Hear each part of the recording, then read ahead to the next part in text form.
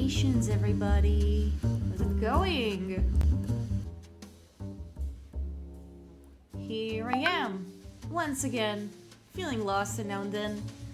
I breathe it in and let it go, and I forgot the rest of the lyrics to Victorious. Oh well.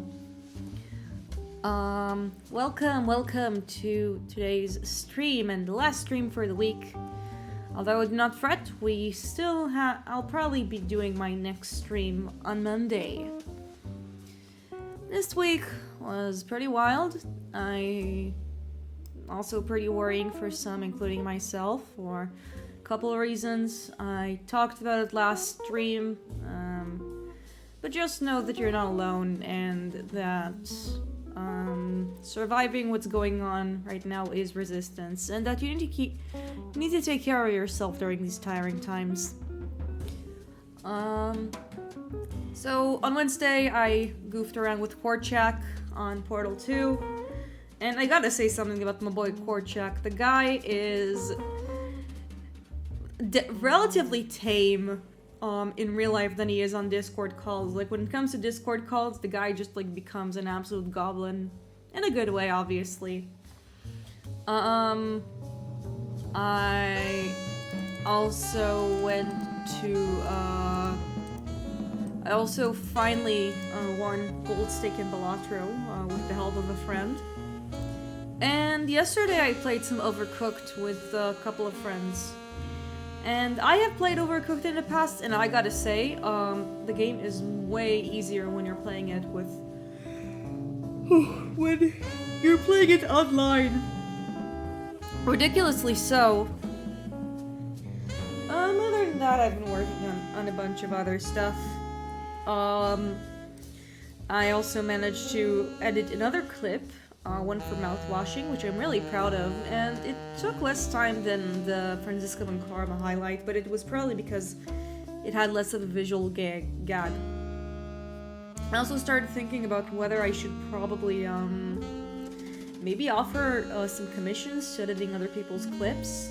And I think I'm gonna try like seeing any clips from other people and maybe seeing if there's a need in VGen. But we'll see, one step at a time. I don't know, like right now I finished the big uni. I'm in a bit of my drifting phase, my drifter era, my floater era, but not in the poop term.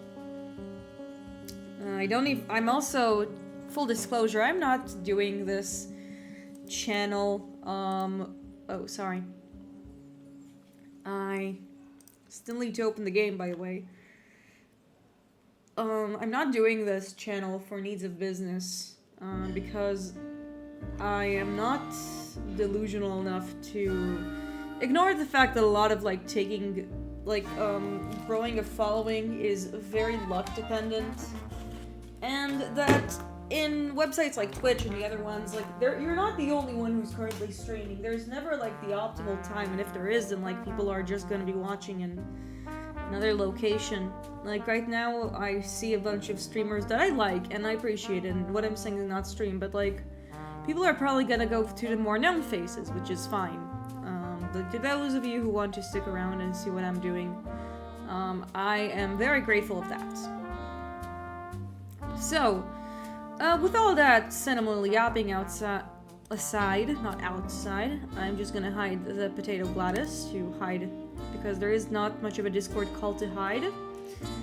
And we are just going to be continuing game. Also, I have a feeling that we're probably gonna be finishing Dave the Diver in at least 1 to 2 streams, and I already did like the Touch of the Dredge DLC I wanted. So I'll have to see how much of the game is left, like, once I go into the main core. But, like, we'll finish it. I'll probably, like, finish streaming it, like, once we get to the end credits. But I do really enjoy Dave the Diver and what the game had to offer me. I had a lovely time streaming it with you guys. And from there's just a bunch of games I have on my backlog that we can stream together. I think I might, like, do something a little shorter. just because Dave the Diver is a relatively long game. But I'm sure that whatever we pick will be fun. Hold on, I'm looking for the, Okay, I see that there is some motorcycle noises outside my cabin. I hope no one hears it. Wow, I am super blind right now. It's probably somewhere here. Oh, it's the first one in the collection. Who'da thunk it? So, I'll be opening the game and then we'll be continuing. I'm still trying to wonder like what games I want to stream tonight, like afterwards. It's a bit of a dilemma on my mind. Because I started Metaphori Fantasia and I had a good time with it, and I think that some of you guys got really excited about the game. But I really do want to look and see how is the cost for it. Or like if it gotten any more or less expensive. If there's any discounts and the like. Okay, it seems like we're not taking time for the game to open. Oh, now it opened. I just want to, now I can begin to do the stream. Wherever you are, there he is. So, we are going to be continuing with Ace Attorney Investigations, Miles Edgeworth. I mean, it's a collection. Miles Edgeworth is the first one, the second one is Prosecutor's Gambit. Last time, aside from having a bunch of shits and giggles, we discovered that a second body has been found. But this time on the Alabastian Embassy side. Shilong Plug, who was much more entertaining this time than he was last time, found the body, accused our childhood friend Larry Butts of being the cold-blooded killer. But through the works of logicking and just the common sense fact that Larry will not hurt a soul, at least to the degree of murder, we managed to save our boy, the very, very unlucky bachelor that he is. We also had Franziska make fun of us for like 30 minutes for being a weeb. But that was very little sister behavior of her. Let's begin. March 14th, 9:21 p.m. Open air stage. I left the Damascus' second investigation to Franziska and returned to Babal. I suppose my first order of business should be to look into Babal's statue. Oh, and we also discovered that maybe the statues had been switcherooed. Mr. Edgeworth! So, Kay, what's the situation? Oh, it's great! Investigating is so much fun! In other words, they've made absolutely no progress. We weren't goofing off, sir. We've been investigating our hearts out. Very well. Would you care to give me an update on your investigation?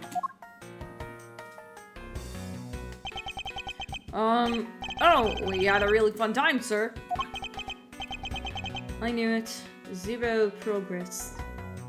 Edgeworth has the burden of being the only one with a brain cell. In any case, Detective Gumshoe. Yes, sir? You have permission to enter the Alabastian Embassy. Is that correct? Yep. As a local detective, I'm helping out with investigations on both sides, sir. Good. In that case, I can leave these pieces of evidence with you. They belong to the lady under the Pink Princess's mask. The Pink Princess? What kind of lady was playing her, sir? The kind that was also playing the role of the Pink Badger yesterday. Understood, sir. If I happen to run into her, I'll give them back to her. If I don't, then I guess I'll unload them somewhere. He doesn't seem all that enthused to go find her, but I can't blame him. Evidence that has lost her value given the Detective Gumshoe. Now then, I don't believe I'll be needing this anymore either. What? Are you really going to throw that autograph away? Yes, because that steel samurai was a fake.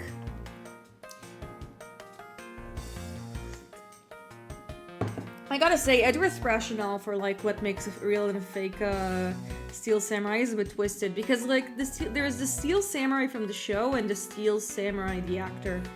Maybe it's because like in previous games it was the same guy who like acted him and performed him, and then Larry is just not the same guy, but I don't know. Steel Samurai's autograph, scrunched it in the ball and disposed of. Wait, what? What do you mean by fake? Now then, I believe it's time for a little housekeeping. Unnecessary evidence has been removed. Remaining evidence has been rearranged. So what evidence don't we have anymore? Now we have like 3 pages of evidence. And we still have the samurai dogs for some reason. It's a surprise too, a little. Help us later, chat. Let's talk with Gumshoe. Hey, you're not going back to Alabasta already, are you? No, not yet. I still need to gather a bit more information first. Let's talk with Gumshoe. Mr. Edgeworth! You look like you've been enjoying yourself, detective. Well, I don't have much else that I enjoy as much as a good investigation, sir. So, what did you find out? Oh, well... Ha ha ha ha ha. Ha ha ha ha ha. I take it he has found nothing of particular use. As usual. Hey, Mr. Edgeworth, I got something really interesting from Ambassador Palladino. Oh, and what is that something interesting? This, sir. Oh. Wow, that's so pretty! I'm so jealous, that's a real treasure there! Why does the flame burn green, detective? So apparently if you burn this special wit crystal oil, they only make it a ball. It burns this green color, sir. Interesting. So it's a special property of the oil. I suppose this is a ploy to force people to visit the walls, so should the oil run out? Hey, Gummy! What about these silhouettes? They stuck some cutouts on the outside of a lantern so it project the images. Oh, silhouettes, huh? They're rather pretty, aren't they? Wait, what am I doing? I was supposed to be asking for an update on the investigation. Hey, what's wrong, sir? There's something I want you to investigate for me. Do you think you could do that much? You got it, sir. Hey, that's not fair! Why is Gummy getting to do all the fun stuff? Oh, well, that's because I'm Mr. Edgeworth's partner. Huh? I can't believe you took advantage of the confusion and stole my role as assistant! Which you stole from him, Kay.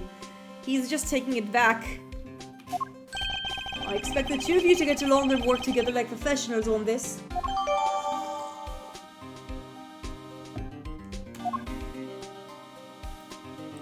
And let's talk to Mr. Palladino. There we go, I remembered what his name is. Ah, so you're back now, are you, Mr. Edgeworth? You must be tired. Here, with these you can eat whatever you'd like. Oh, these are... discount tickets to a cafeteria. They open tomorrow at 10 in the morning. I appreciate the concern, however, these coupons do nothing for me right now. Just coupons from this guy. I wonder how many he stacks. Where does he stack his coupons? It's maybe in his big luscious lock of hair. This open air stage, what function does it serve exactly? Well, normally we use it for a variety of events. It's also to attract the extra bit of attention to the ball. I heard that tonight, over in the Alabastian Rose Garden, Ambassador Alba was to give a speech. And you know what? Manny told me that I really should give a speech too. Did the coach told you that? Yes, he did. Which is why I thought I should give a speech of my own. But unfortunately, I wasn't able to. Because of the fire the Atagarasu started? Exactly. Let's talk about the Primidu statue. Ambassador Palladino, I'd like to ask you a bit more about the Primidu statues. Oh, I see. Well, let me ask you this. Did you know that Amidst and Babal used to be one country called Condopia? Yes, I know that much about your history. Well, the Primido statue belonged to the founders of Condopia. At least that's how the story goes. It was bequeathed onto the king of Condopia as a symbol of the country's wealth. So it was meant as a symbol of sovereignty and the right to rule, I take it? Yes, that's right. Which is why both countries are so adamant about their claim. We hold the ring statue, therefore, we hold the right to rule, is the reasoning. It's pretty petty when you think about it though, I suppose. But if Amidst and Babal were to re-establish relations, shouldn't that put an end to squabbling over a statue? I have no reason to believe so. The Primido statue is even more important now as the key to diplomacy. I wonder if Ambassador Palaino knows. But what happened to the very important key to diplomacy? Perhaps we should try showing him this key and see what he has to say about it. Let's talk about money culture.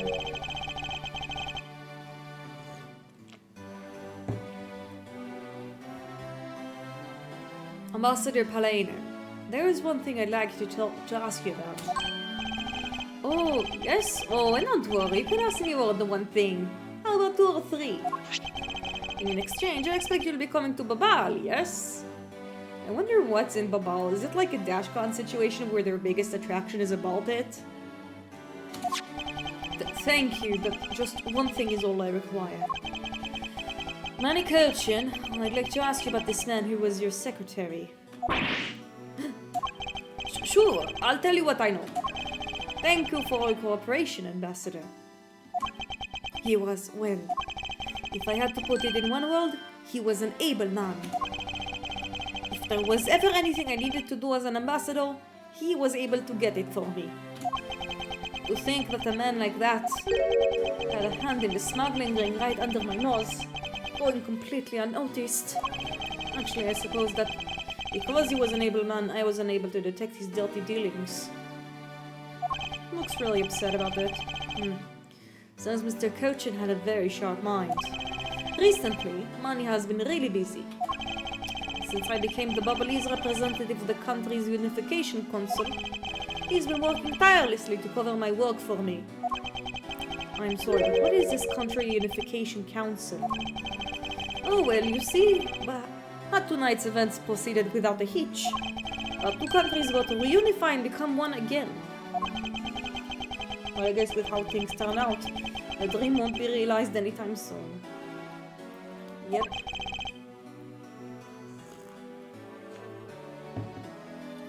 I suppose not. And let's present.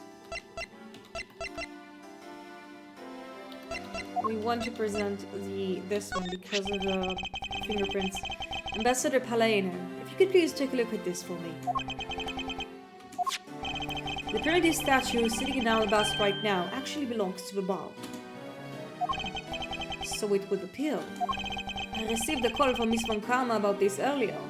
Oh, our capable little sister. Good on you, Von Karma. Then you will understand why I wish to inspect Babal's Primido statue immediately. Because the statue currently in your country's possession. Yes, well, I already inspected it for myself. And it is definitely Amidst statue. I know because it's the real statue. Ooh, is that so? Then you're saying that Babal's was a replica? I am embarrassed to say that it's true, even though I knew that someday it would be exposed. I received my orders from the leaders of Babal, and I was to negotiate with Ambassador Alba at this event.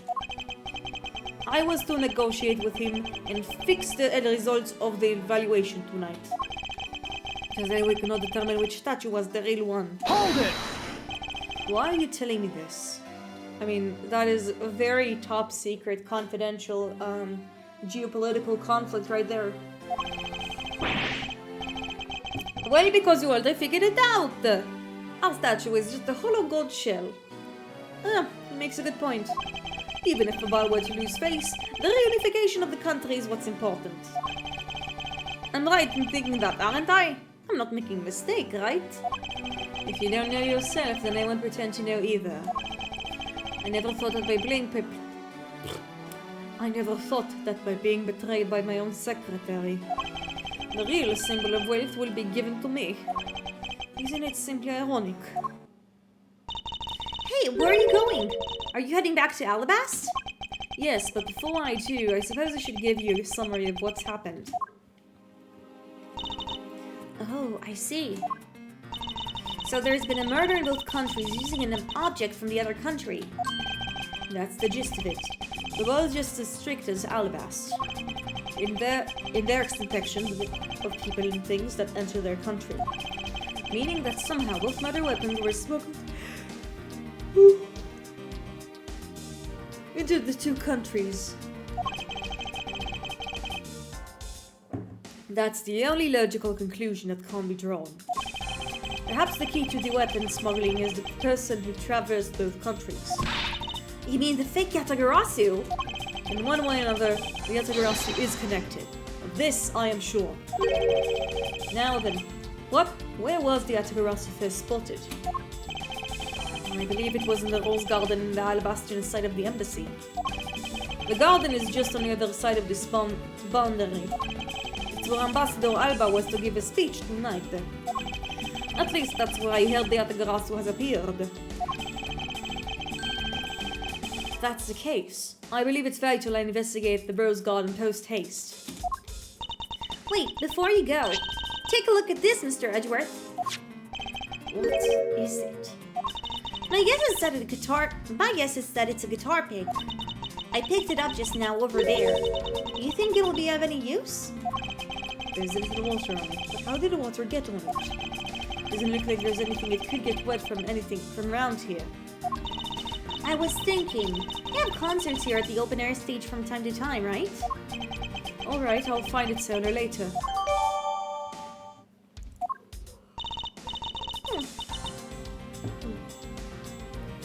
Oh yeah, there's one more thing. Mr. Edgeworth, would you be willing to hold on to this? What's this? It's Misty's perfume. It's the bottle that woman left behind and that I found 7 years ago. I thought that one day there'd be some use in tracking her down. So I kept it safe all this time. What a smart cookie. Thank you. I'd be honored to hold on to it for you.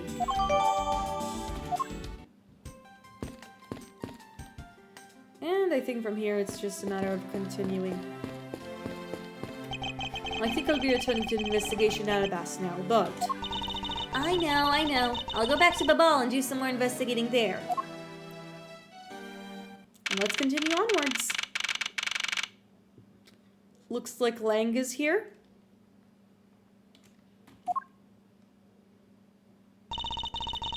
I see you're back, Miles Edgeworth. Ah, I got it. I wasn't sure who it was, but it's my girlfriend Ziska. How are things in Babal? Also, I can't really say I expect much from Scruffy and that girl. The investigation into Mani Kirchen's death hasn't really progressed any. However, the investigation into the Yatagarasu has. Ah, yes, the Yatagarasu. Even now I find it hard to believe. A person who can freely traverse between the two countries at will? Preposterous. Well, that's what I came to investigate. I heard that this is where witnesses claim to have seen the Yatagarasu. That's correct. Ambassador Alba was about to give a speech tonight at Alabast. Here in Alabast. And that's when the Yatagarasu appeared. He looks like he kind of looks like a version of Phoenix Wright. Also, I know the head is supposed to be here, but I remember that like back in the day, I thought that like the mouth was around this area. But it makes more sense here. It's a very weird pose. After that, there was the fire in the Babalese embassy that the Yatagarasu started.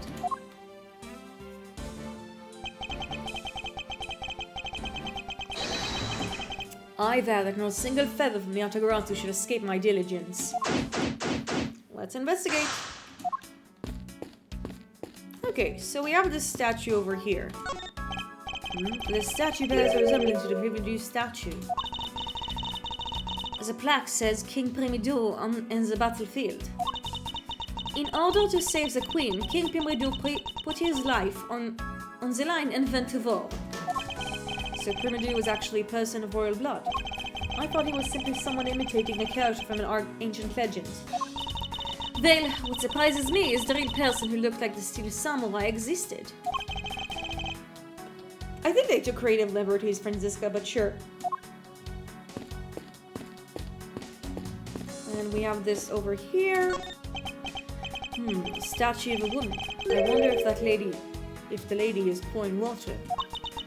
It says that it's a statue of the queen who spoke of love to King Primedu. Well, Miles Edgeworth, it seems that you are a lousy at reading a woman's heart. Why is she saying that?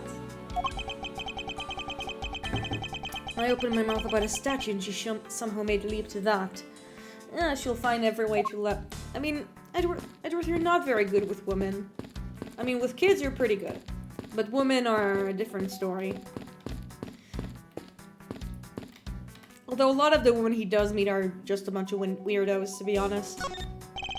There are roses scattered on the surface of water, creating a pleasant fragrance. It's not just for aesthetics. This pool's water is also used in putting out fires. I see. Oh. The pool stopped filling itself automatically. The fountain spouts are set to stay open until the pool's water reaches a certain level. That's a really interesting system. If this water is used and put up fires, I suppose it must be refilled to its normal level. I'm actually curious, what do you do when it's oil-based fire? Because oil and water tend to be a really bad matchup. It doesn't seem very safe.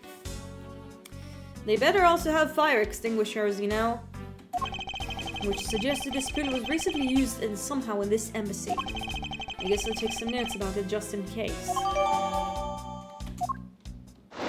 Oh my god, what is he doing here? No! He was just... What a fucking jump scare. How dare you surprise me like that? I'm sorry. Oh, hey Edgy! Thanks for what you did back there. Why were you down there? Your gratitude alone is enough. More importantly, Debbie, this pool is not for your personal enjoyment. I know that! Do you really think that I'm the type to just jump into a pool and swim around for fun? You tell me. Objection! Alright then, why did you by chance fall into the pool? Nice guess, but no dice. So, you know my son, right, Edgy? Your son? I guess I kinda lost sight of him when I shook hands with the ambassador. I'm pretty sure he was around here when I last saw him! Oh no, Larry, not the child neglect. You imbecile! How can you be so flippant at a time like this? What are you going to do if your son fell into the pool? And how old is this child of yours anyway? How old is he again? Hold it! Larry, this is the first time I've heard of the son. Who exactly is the mother? The mother? Oh, that chick. The pink princess. The pink princess? Hold it! Miss Von Karma. I was a bit confused by this man's words for a bit there, but luckily he did not bring a spawn of himself to this world. However, I believe what he was looking for is the doll of the Iron Infant. Yep, because I'm the Steel Samurai, though. Through and through, heart and soul. Ow, something poked my abdomen. And the Iron Infant is my click-up little son. You have given a whole new meaning to the phrase an astounding fool. Ace Attorney drinking game. Take a shot every time Franziska says fool. Take 2 shots if she says foolish fool.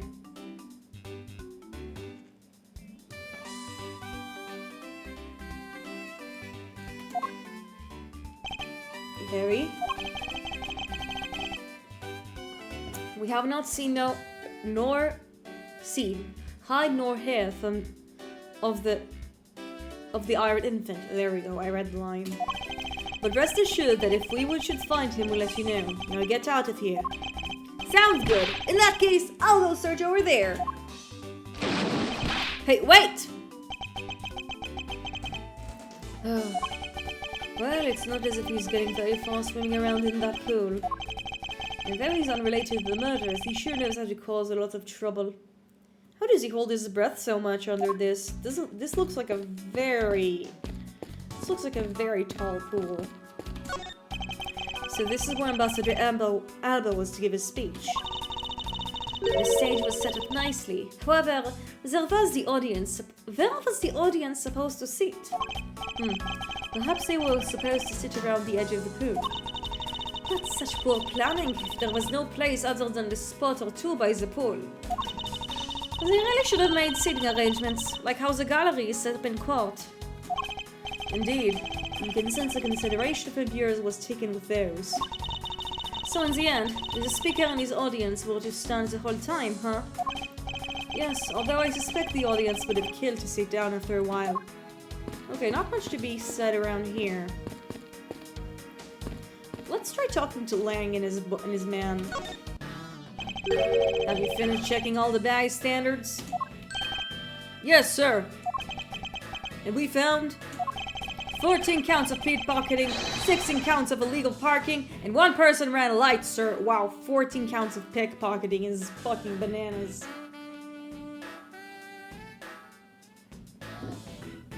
I wonder how much of these belong to Kay. You know, this reminds me that, like, I was in when I was in New York, like, when I was in middle school, my mom and I went to the MOBA, and she got pickpocketed, and I remember crying. It was really because I just thought it was, like, the most stressful thing ever.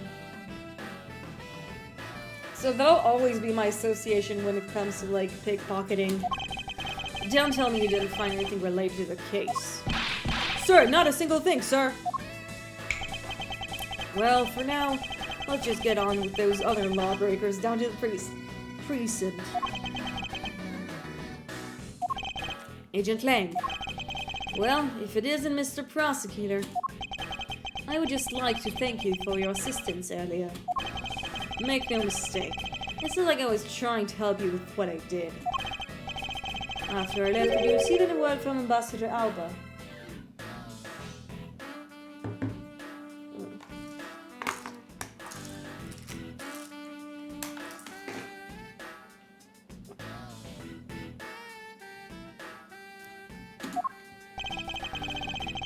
We'd wrap up our bodyguard assignment at the end of the day. Oddly enough, we received word from HQ to return home on an urgent matter. As if I can be so easily cut away from this case after I've come this far. I swear I'll find the truth and drag it out screaming into the light. You know, again, it's like this entire agenda, like the thing that Lang has going on here, it works fine enough. My issue is that, like, Case 3's establishment of, like, his ideals just went from place to place, and, like, it was just to say, to, like, go the opposite of Edgeworth. And if it was intentional, then he just kind of came off looking more stupid than what he was right now. It just felt kind of like forced conflict. Drinking game for this series, take a shot every time Hale expresses Lang disappointment. You're with me on that, right, Mr. Prosecutor? Let's talk to him about the appearance. You were working as Ambassador Alba's bodyguard at the time. So naturally, you witnessed when the Yatagarasu appeared, correct? Yeah, I saw the thief, alright. With my own 2 eyes. The Yatagarasu was always there, lurking in the shadows. But when the spotlights were turned on Ambassador Alba's speech, a shadow appeared. And that's when cries of "It's the Yatagarasu!" called out.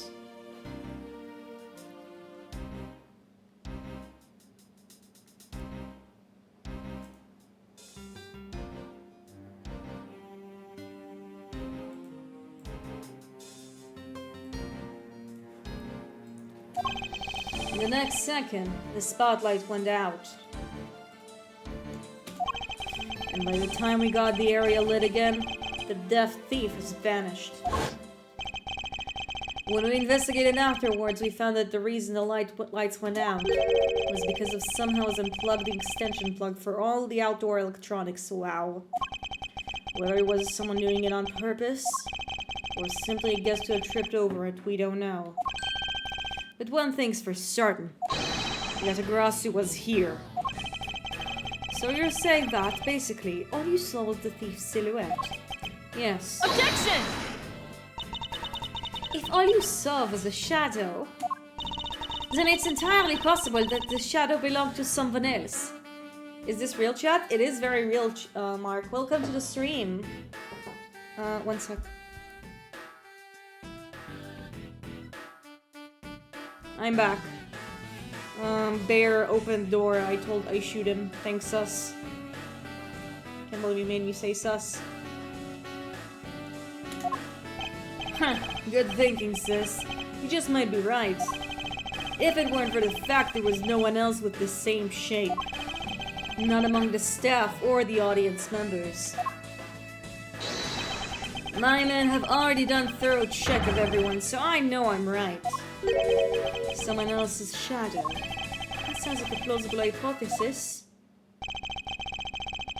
The suddenly appearing and disappearing of the shadow of the Atagarasu. I believe I figured out its true origin. I expected no less from my subordinate. Now let's hear what you know on the subject. What really cast the shadow of the Atagarasu? Well,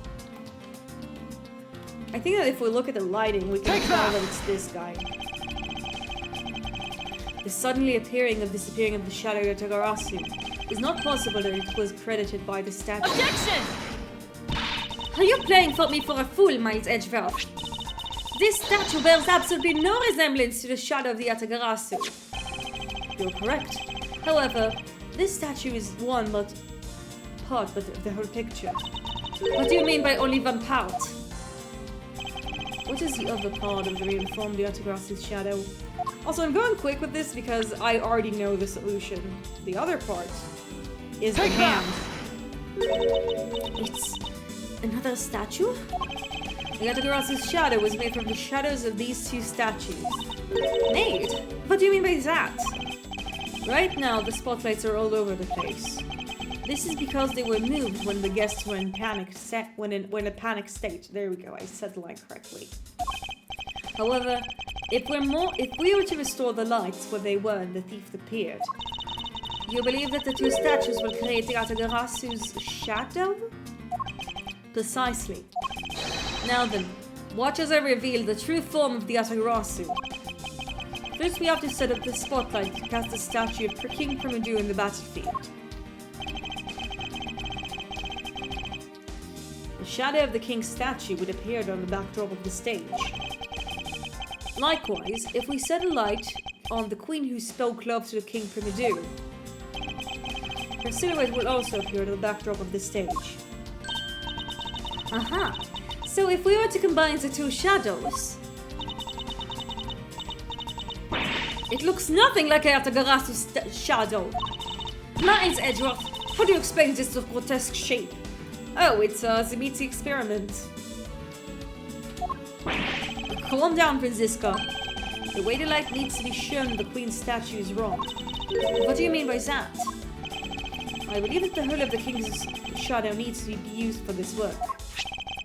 However, in the case of the queen, I don't believe her whole shadow is needed. But the person who created the shadow only used one part of her shadow. Only one part? Yes, and that alone would be enough to fill the rest of the Atagarasu's shadow. Why didn't you say that in the first place? You're right, I apologize. Now, what part of the queen's statue was used to complete the Atagarasu's shadow? I mean, it's a stretch, but it's probably the hand. Take that! Think back to what's missing in our shadow. 5 long, thin areas, correct? Now, what does that remind you of? That's right. It can only be the shadow of the queen's left hand. Franziska, can you please adjust the spotlight's position? so that it only shines in the Queen's left hand. Alright, let's give it a try and see what we get. It's... Yeah, it's exactly like the shadow I saw. The culprit must have changed the spotlight's positioning beforehand, and then pulled the plug after people saw what the culprit wanted them to see. In their panic, the guests must have moved the spotlights around, which we can assume is also part of the culprit's plan. By the time the lights came back on, the Atagarasu's shadow has vanished. That's a lot of 4D chess movements thinking that he had to do. And don't you think? You have to do a bunch of calculations for this to come out exactly perfect. That was a huge gambit from him. Which means the shadow was a construct from the very beginning. There we go, I read that correctly. So you see, the Atagarasu never did visit Alabas tonight. The only contact he visited was Baval, although it can be assumed that the Atagarasu had an accomplice in Alabas. An accomplice? But who? I haven't figured that out yet, but I assume it was the person who set up the shadow show.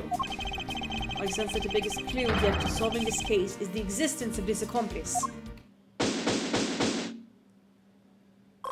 And we healed to the max. How's the investigation going? Oh, it's Detective Vad. Man, it's so weird when I don't know who they are and then I just, assume it's a character. Detective Vad, have you come to join us in investigating the Atagarasu? I've left the murder and Agent Length's charge. And my only target from the very beginning is the Atagarasu. So yes. So, what have you found out? I got a piece of evidence. May I see it? Sure, but you might regret it. We're here because we are ready to face whatever may come. So if you please. When people heard the commotion, bystanders started gathering. One woman claimed, I'm telling you, I'm a genuine international journalist. Oh, it's Lotta. She must have made a lot of commotion. She gave me an interesting picture. A journalist? Well, actually, she's a freelance cameraman. This is the photo I got from her. What in the world? The Atagarasu. He's flying through the air? The times, they are changing. One sec.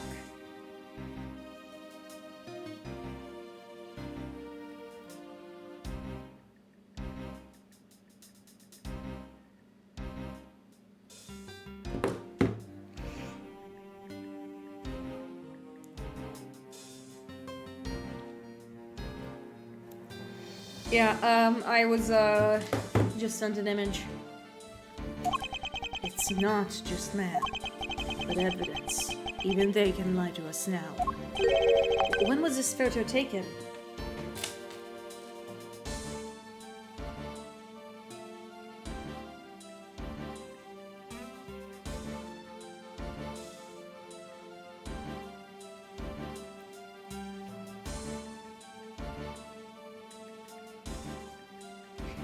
Yeah, no, I just had very important images. Welcome back to the stream.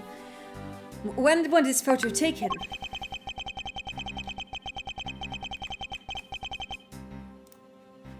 Yeah, hold on, I need to mute the tab. It was taken from a nearby building that you can see the embassy from.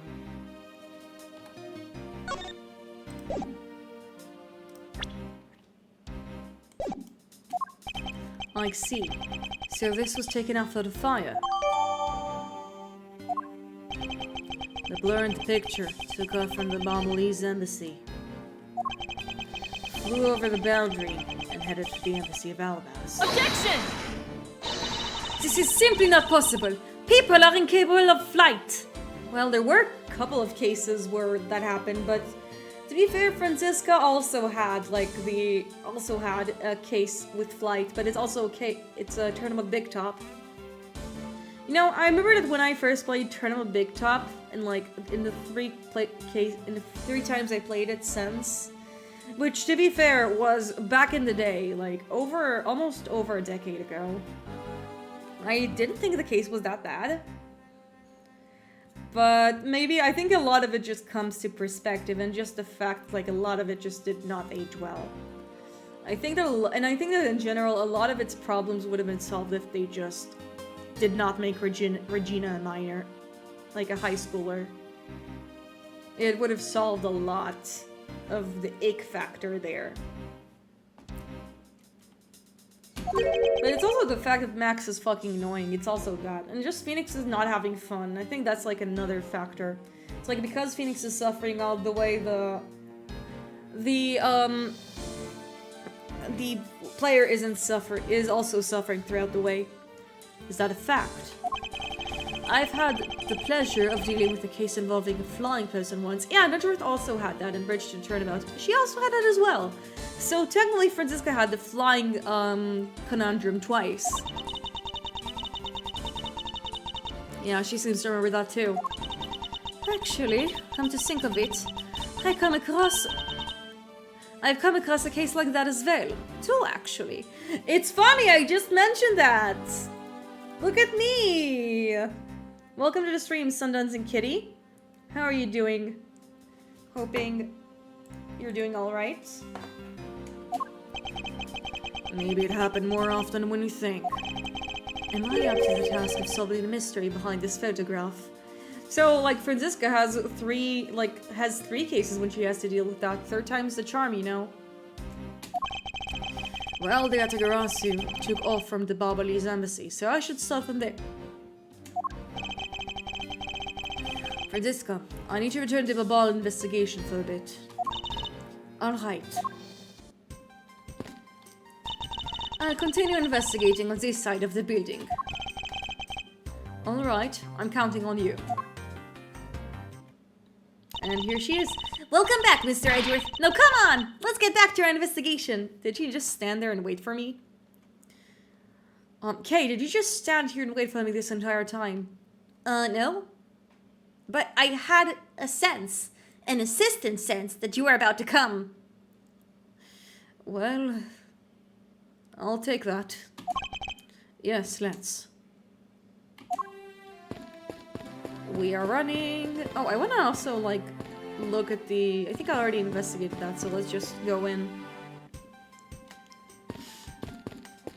I'm guessing I need to go all the way here. Yeah. Back to the building and go. Go. Also, apparently Secretariat is a different thing from Secretary. I'm just gonna look it up.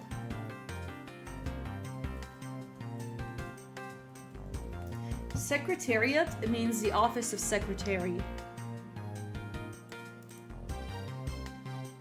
I'm gonna look it up because, like, I thought, like, Secretariat, the noun means a secretariat corps or like the administrative department of a governmental organization. So, and a secretary is one upholded to handle correspondence and manage routine. So, like, secretary seems to be... Like, is there a difference between secretary and secretariat? If anyone in chat wants to check it, then I will. I'm just gonna continue the game for now. Maybe something to ponder about. It would appear that way. Wait, what did Edgeworth say? To think that after running around, we're right back where we started. It would appear that way. Hi, Mr. Edgeworth. Have you found Manny's killer yet? Oh, we have a couple of hours until we get to that. I'm terribly sorry, Ambassador Paleno, but I have yet to find his killer. Then I guess that his murder really was the work of the Atagarasu. Let's get one thing straight. If it was the work of the fake Yatagarasu. The real Yatagarasu is a noble vigilante who is only out to steal the truth. Miss Faraday, please don't make such a sad face. If there's anything I can do for you, all you have to do is ask, alright? Is it anything coupon related? Because if it's only anything coupon related, and I don't know if I want it. Paleno.exe has stopped working. Please restart in order to reboot. Mr. Paleno. Actually, there's one thing I can do. Do you allow us to take another look around? We didn't have enough time to conduct a thorough investigation earlier. Oh, sure. Feel free to investigate to your heart's content. Also, there's a few questions I'd like to ask you personally, Ambassador. If it will bring a smile back to Miss Faraday's face, then I'll gladly answer everything. Anything. Thank you, Mr. Paleno. You're a total gentleman. Ha ha ha! You don't have to waste such nice words on me, little miss. Hey, Sir Paleno! Those two sure got chummy awfully quick. I think it's because Kay is just pretty likable in general. You know, it's easy to say we're going to investigate, but where should we begin? We should probably start by comparing the statue of this room before and after the fire. And then, we should look into the matter of suspicious person you spotted. Yeah, when I came to this room, that person was already gone. But I'm willing to bet that that person was chasing is Mr. Cochin's killer. We don't know that yet, but it's hard to believe the person is unrelated. Furthermore, because the kitty the autographs you stole 7 years ago was found here, it signals to me that perhaps the Monsieur is also somehow involved. I knew it! That woman's almost definitely Mr. Cochin's killer. I mean, she does have the motive. Yet again, we don't know that. There are too many mysteries to be solved here. Speaking of the Yatagarasu and mysteries, I received the most mysterious photo from Detective Bad. Uncle Bad? He's taking part in the investigation too?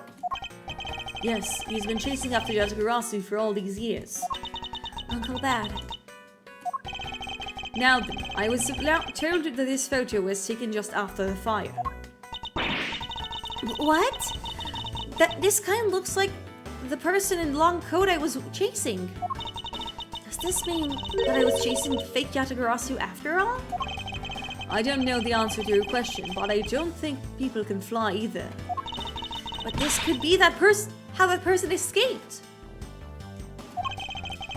Well, we'll need to investigate a bit more before we can say anything about that. In any case, let's not dawdle anymore and pick up our investigation where we left off. But before we do that, I'm gonna go to the bathroom. And I'll be back in a minute or two. I'll just put on the funny investigation music until I come back.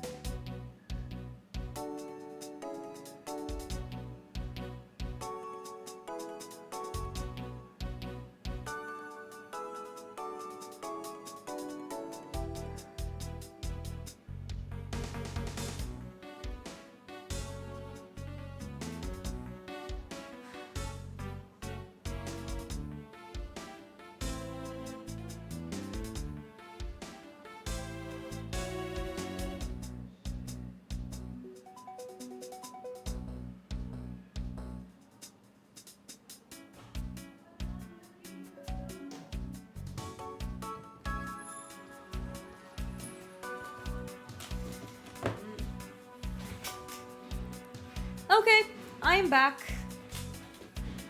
One sec. I had to close the cabin door before I continued. I'm guessing that right now we're doing a little thief investigation.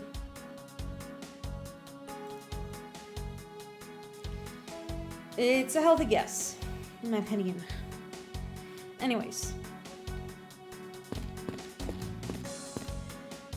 Let's see what's here. So this is the really primitive statue. This is really valuable, right? That's what they say. Hold it! Don't touch the statue, Kay. You're not seriously considering the theft of the statue, are you? No way, Mr. Edgeworth. I wasn't thinking about anything like that. I was just calculating in my head how much that statue is worth. More than yours. I mean, Kay is an American here. And student debts are fucking bananas. So, I don't blame her for thinking of stealing it, you know. Oh, welcome to the stream. We're currently playing Case 5 of Ace Attorney Investigations. I'm just doing the live reading while, continuing the part of the game. That sounds mighty suspicious to me. I mean, she's probably not gonna be admitting that she wants to steal next to you, Edgeworth. You're kind of a buzzkill. Fireplace, huh? So Babal's offices have them, too. Two? There's a fireplace in relatively the same location as the Alabastian office. However, we found something there that I'd rather not recall ever again. I still can't believe that we found that lady's undershirt in the fireplace. Huh? If it was not traumatizing, why don't you try creating new memories with this fireplace? Exposure therapy always works, Edgeworth. You could climb inside, and then we can play hide and seek. And come out covered in soot? I think not. Ugh, you really have no sense of fun, Mr. Edgeworth.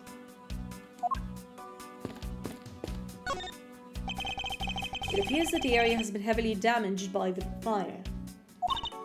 Yeah, I guess we should hurry up and get started examining everything. I won't rest until I've inspected every suspicious-looking nook and cranny. Well, I can think of two things. First of all, guys, look, it's the bank! The bank is back! There's a bottle of Barbalese ink on Mr. Cochin's desk. And it looks like there's still a lot of ink left inside. The seal is unbroken, so the fire probably couldn't get to the bottle to burn up the ink. Hey, Mr. Paulino, it looks like your precious Barbalese ink is alright after all. What? That's odd. Hold it! Ambassador, what do you mean by that? Well, it's just that there is something strange about this ink. Would you mind elaborating on this statement for me, please? Well, it seems like we have to ask him a few questions. Now then, Ambassador, I'd like to ask you about the movements before the fire broke out. Before the fire? Which fire are you talking about?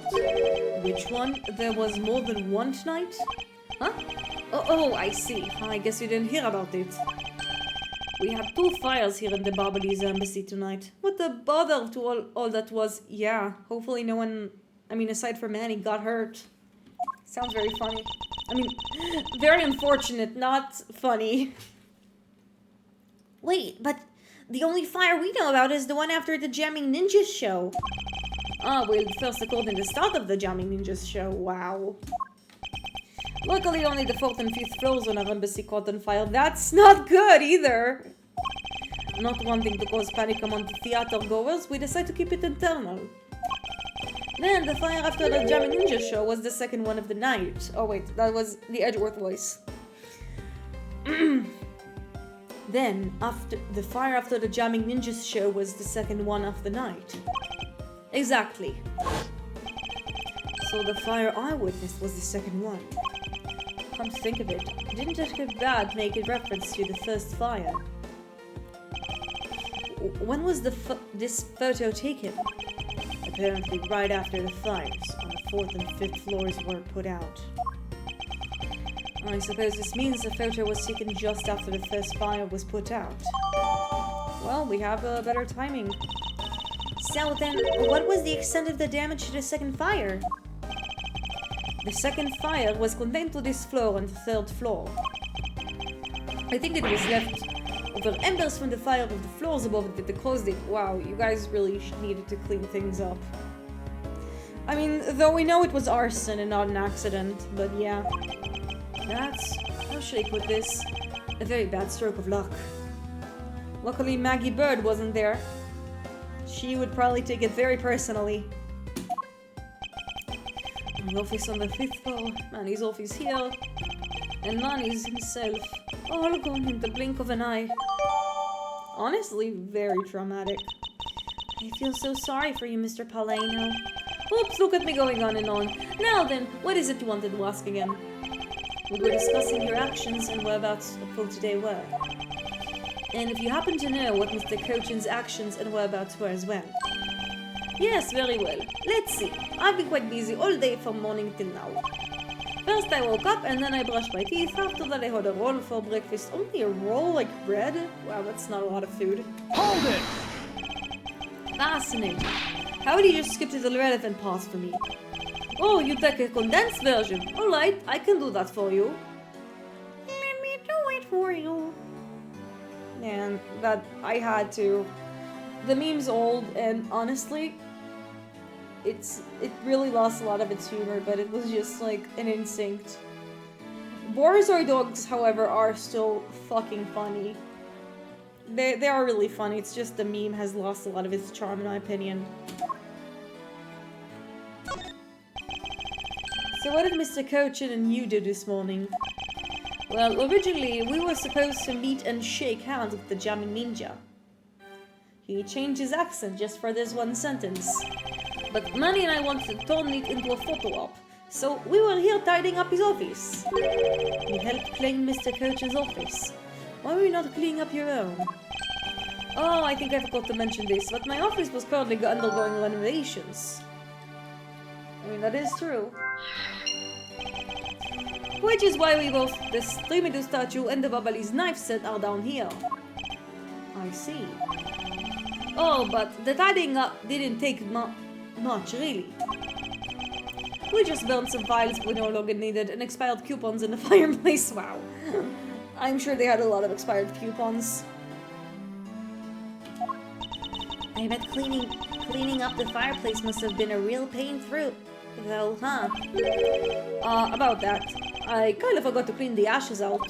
I guess I'm a creep without Manny here to get angry at me. Wow, maybe Manny was the one with the brain cell among them. Hold it! An ambassador like yourself has been on the receiving end of the secretary's anger. Oh, he was very good at being very mad. Why, even just this morning he got mad at me. I spilled some Babali's ink onto the back wall when I was burning the files, you see? He got mad at me, saying that I should treat the ink with more respect. Talk about the boss getting bossed around. He does give me the vibe of like that kind of boss. The real boss was Manny. That's about it for what we did this morning. Just some cleaning. Don't tell me you had no other work to do, being an ambassador and all. Maybe he did. You didn't know that. Now then, if you could please tell me what you and Mr. Cochin did this afternoon. Well, Manny and I went out together to the Teatro Natualis. We had to be there for the start of the Steel Samurai stage show. After the show started, I went back to my office on the 5th floor alone. So they were together until the start of the Steel Samurai show. A little while later, I had straightened myself up a bit and I returned to the theater because I was to take part in the photo op on stage at the end of the show. There was a commemorative photo op in the end. It was a fantastic photo of the three of us, Ambassador Alba, the Steel Samurai, and myself. After the photo shoot, I went back to my office on the 5th floor to prepare for a handshake photo op with the jamming ninja. He seems rather overworked for an ambassador. When I got to back to my office, that's when the first fire broke out, and I escaped down the stairs. He looks very happy about this. My office was completely destroyed, but thankfully, no one was hurt. I admit I ran away the first fire as fast as my leg could carry me. That's good instincts, you know. Fires are not a thing you should stay around to see. But during the second one, I pitched it and helped in the embassy staff put it out. So you didn't see Mr. Cochin again after the start of the Steed Samurai show? Whew. That's right. The next time I saw him, he was lying there in an eternal sleep. I see. Ambassador Palaino, I thank you very much for your help. I am sorry I couldn't be of more assistance, Mr. Edgeworth. If there's anything else, please don't hesitate to ask, alright? Now, Mr. Cochin's ink. I wonder if you might tell me what you noticed about Mr. Cochin's Bink. Just thought it right now, but during the second fire, Manny was worried about his office, so he came rushing back to it. I called out to him, and when I received no reply, I used my spare key to open the door. But when I did, I was greeted by glowing green flames. The flames were so big that I wasn't able to see into the room at all. Hold it! The fire was green. What was the cause? Well, the wheat crystal oil burns green when it was lit, as you can see by this lantern. And the bubbly's ink is made from the same oil, which means it would also burn green. You know, I too had thought it was Manny's ink that was caught on fire. So that's when I was surprised to find out there was still a bottle of ink left on his desk. Maybe it was something else. Maybe it was something else. In the case of the perplexing green flames, talk about a mystery. What exactly was it that caught on fire in there? We'll have to find out. I mean, I'm pretty sure I remembered the details, but I'm just gonna play dumb and remember it alongside you guys. It would appear that this desk also fell victim to the fire. But it doesn't look too damaged. Ooh, I think we could rifle through the drawer a bit. I suppose we really should take a look. Ooh! Oh, this is interesting. Very interesting. For you see, we saw this note. Eureka! Last stream. The shape of this notepad matches the shape of this note we found. Hey, you're right! What is it? It looks like something straight out of the Monument Valley. Ah, yes. That notepad is a souvenir from somewhere in your country. We've been collecting them for the purpose of studying them, you see? Yes, I do. You do seem to be quite passionate about it. Oh, would you like to see my souvenir collection? I'd love to show it to you. Are you sure they haven't been burned to scripts by the fires? Ambassador Palaino, I wonder if you might recognize this handwriting on the note. This looks like Manny's handwriting. I see. In that case... Ooh, did he figure something out? This note was found in Amidst. Specifically, it was found being firmly grasped by the murdered Amidst II. Amidst II? Then this note. Yes, it was a request from Mr. Cochin for the Mask II to steal the primitive statue. What? Manny? Tried to steal Alabast's primitive statue? We wouldn't know for sure if we'd run a handwriting analysis. Ambassador, do you have any documents that were handwritten by Mr. Cochin? Yes, I can gather a few and give them to you. I'll have to ask it to come later to run the analysis. I can't believe that Manny would even think of doing something like this. Do you have any idea as to why he would have requested the theft of the statue? There is one possibility, but mind you, it's just my personal speculation. Anything you can tell me would be of great help, Ambassador. Back to talking to the Ambassador about what he wants to know. Oh, so here we already got our clues. Okay. that's that. Let's see what he has to offer me. Hold on. I see I got a message.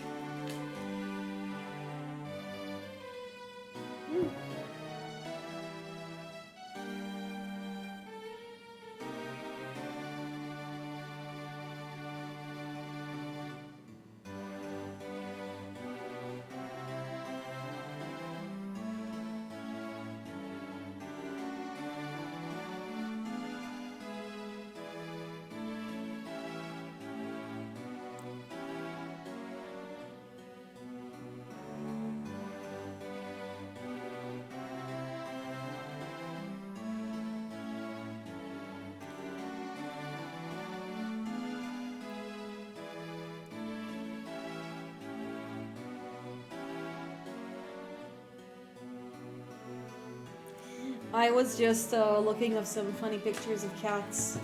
The ultimate distraction. I believe that you said that you might have an idea as to why Mr. Cochin hired the master second. Actually, I fear it may be my fault. As I was telling you earlier, we were to determine which statue was the real one as part of today's event. But because of the Atagrasu and the fire here, it got cancelled, didn't it? I'm actually relieved that the rest of the event has been cancelled. For you see, Babal's statue, well, it's just a replica. And why did Mr. Cochin know about Babal's primitive statue? Of course he knew! That's why he was the only person I could consult with. We'd have to do something once a statue was revealed as a replica. As to be expected, I was very nervous today, as this would impact our country's authority. Honestly, their politics are pretty simplistic. Yes, I understand. Well, when I told Manny about my concerns, he said, let me handle it, it'll be alright. I'll find a way to make sure you're the ambassador of the reunited Condopia. Oh, so he wanted to be the new ambassador.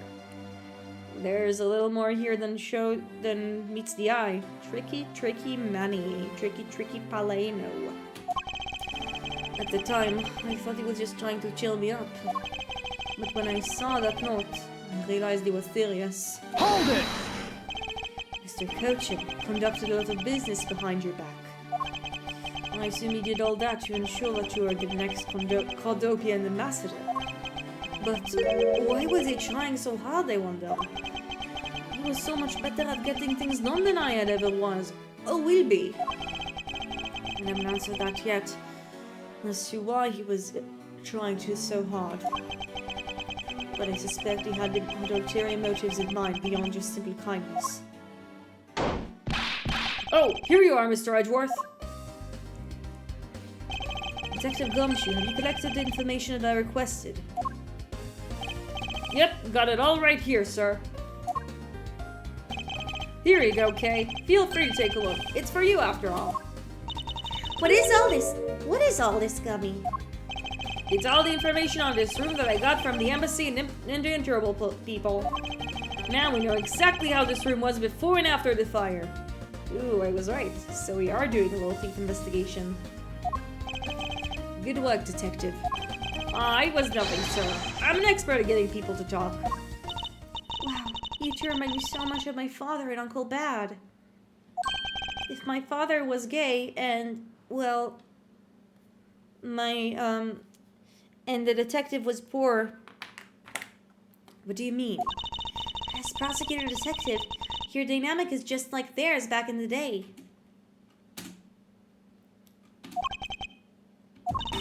Well, don't you worry. I'm going to find my own wonderful partner someday.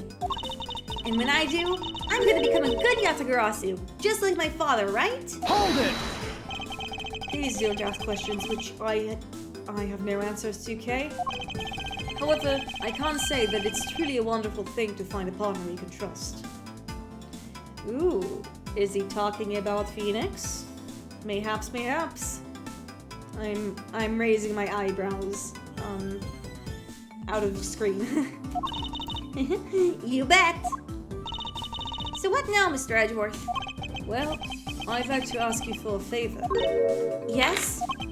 That gadget, Mr. Thief, is it? That thing you called your secret weapon. Oh, you mean Little Thief? You're coming to rely on it, aren't you? Hold it! I don't need to clutch like that. I'm only asking because I need for the investigation. The information Detective Gumshoe gathered and the ambassador's testimony. I'd like you to please recreate this room as it was during the third floor fire. You got it. All right, here we go. Woo, woo, woo, woo. Dark skies of evening where no other birds take flight, wing. There's rhymes here. Dark skies of evening when no other bird dares take wing. One alone remains all-seeing.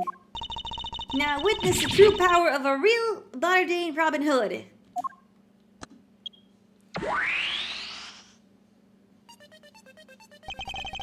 It seems other things besides the ambassador mentioned have changed. It's possible that we might have the escape route of the person Kay saw used as well. Oh, what is this? Is this some sort of light show I was not told about? This is the power of the true vigilante.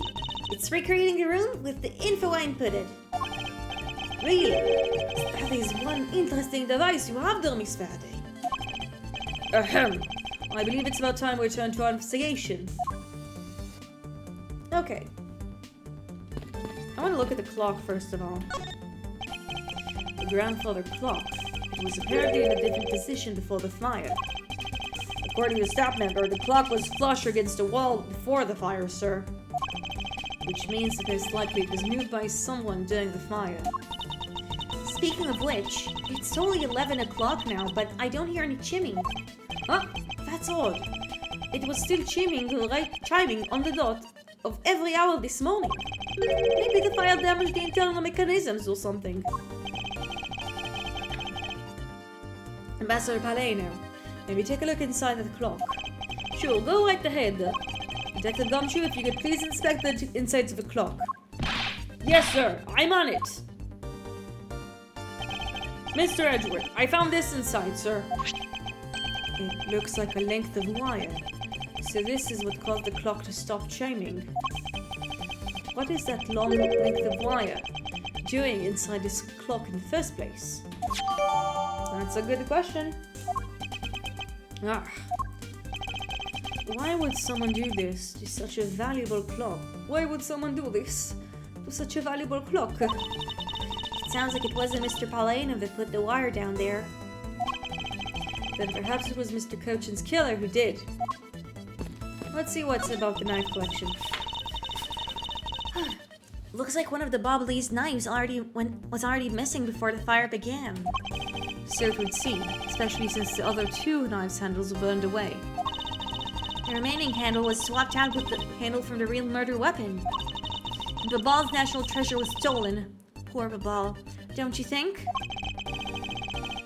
I'm not sure I would lump the replica statue in with the rest of Babal's woes.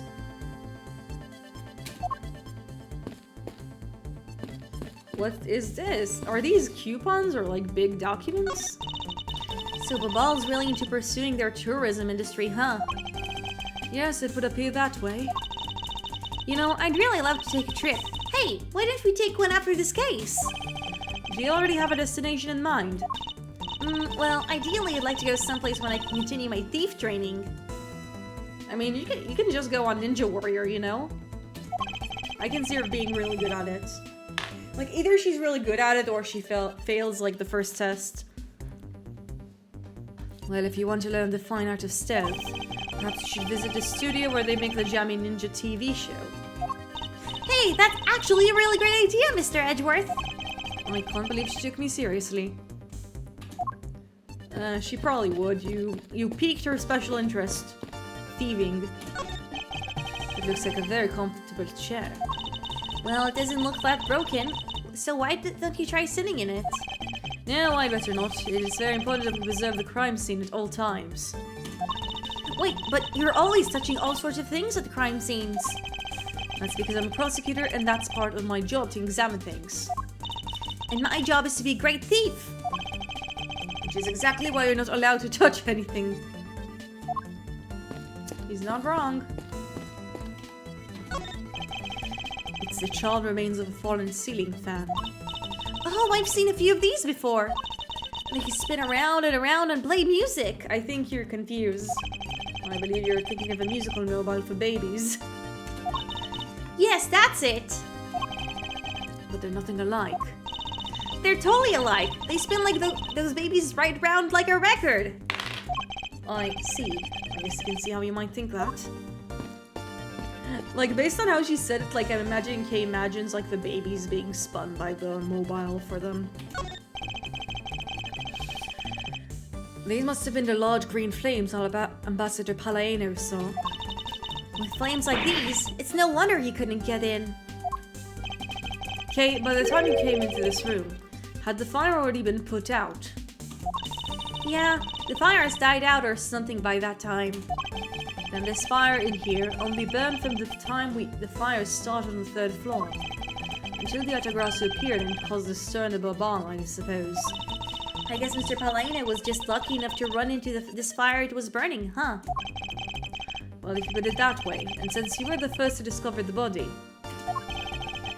we can assume that no one else entered the room until that time. No one other than the person you were chasing, of course. I knew it. That person I saw was definitely up to no good. I mean, that person could even be Mr. Cochin's killer. That is very likely the case. After all, that person came to this room before you, and must have chosen this room precisely because they knew no one would be in here. Okay, then maybe the green fire was where it was up to prevent anyone from coming in.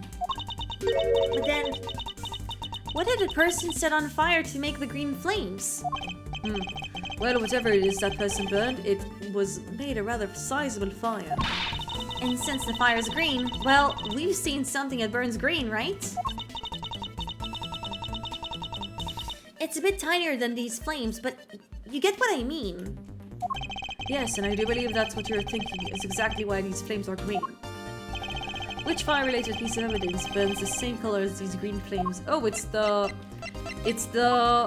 souvenir. Take that! That Gumshoe got from Palladino. This silhouette lantern. Its green flame comes from the wit crystal oil it's burning. Yeah, that's the fire I was thinking of too. I love the green it gives off. I think we now established the green flames were caused by wit crystal oil. Furthermore, we know that there is only one other thing made from wit crystal oil. Oh, you mean the thing Mr. Palladino was mistaken about, right? Yes, precisely. As we found out earlier in our investigation. What? I don't get it. Can you fill me in, sir? Fine, I suppose. I'll explain it in a way that even you can understand. This is the thing that made from wit crystal oil that Ambassador Palladino was mistaken about. And that thing is the bank. Take that! Bank!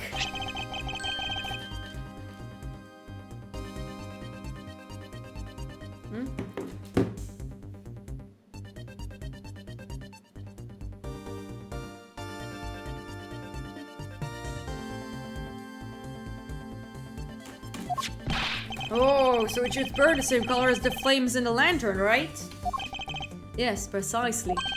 However, the green flames in this room were not from the bottle of Barbali's ink.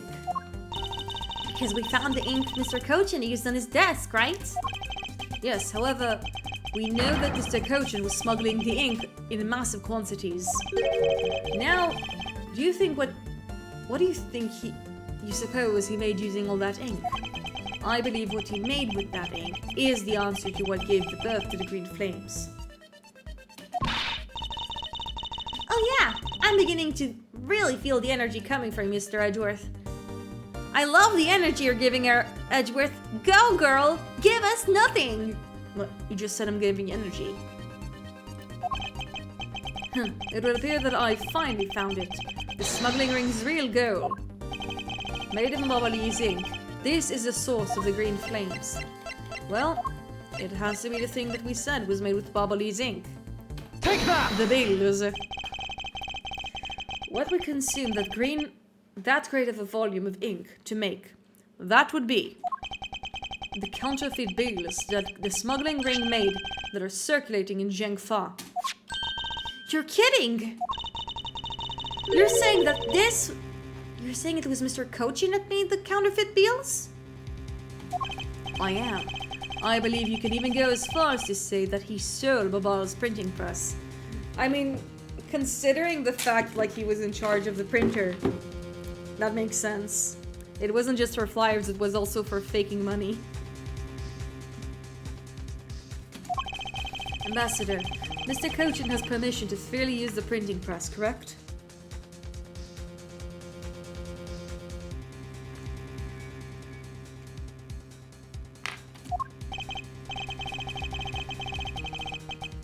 Why, yes, and I do remember seeing him use it in the middle of the night.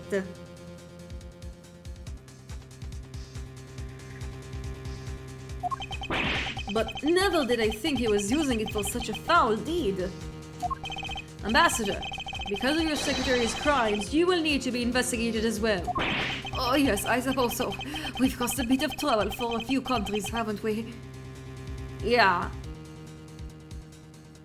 A few. It's my duty to search out all who shielded Mr. Kochin and concealed his crime. For they are the ones who started the fire, in order to destroy the evidence.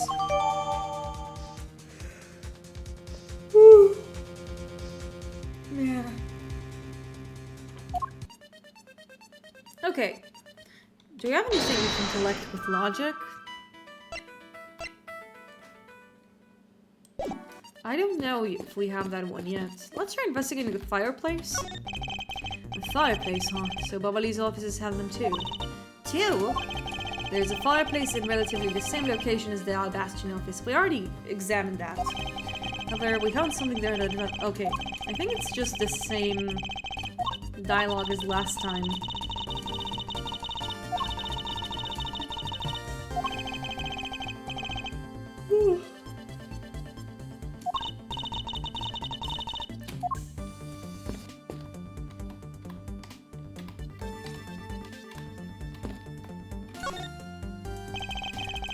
You can see the Alabastion embassy through this window. So where were you when... when were you when you were investigating over there, Mr. Edgeworth? Ah, you can see from here. I was in the 5th floor. That's where the Master Second was killed. What? You don't mean the Master Second? Aw, poor guy. As a fellow second-generation thief, I can't just turn a blind eye to this. Even though the Master Second was merely an imposter of the original. Hey, honor among thieves, you know. It appears that the desk was largely unchanged from before the fire. Yeah, it just got a little burnt, that's all. It's a very fine desk. I'm sure that even now it's still usable. If it's that great, why don't you trade your desk with it? No. Just a suggestion. You don't have to get all monosyllabic on me, you know? Wow, that's a word.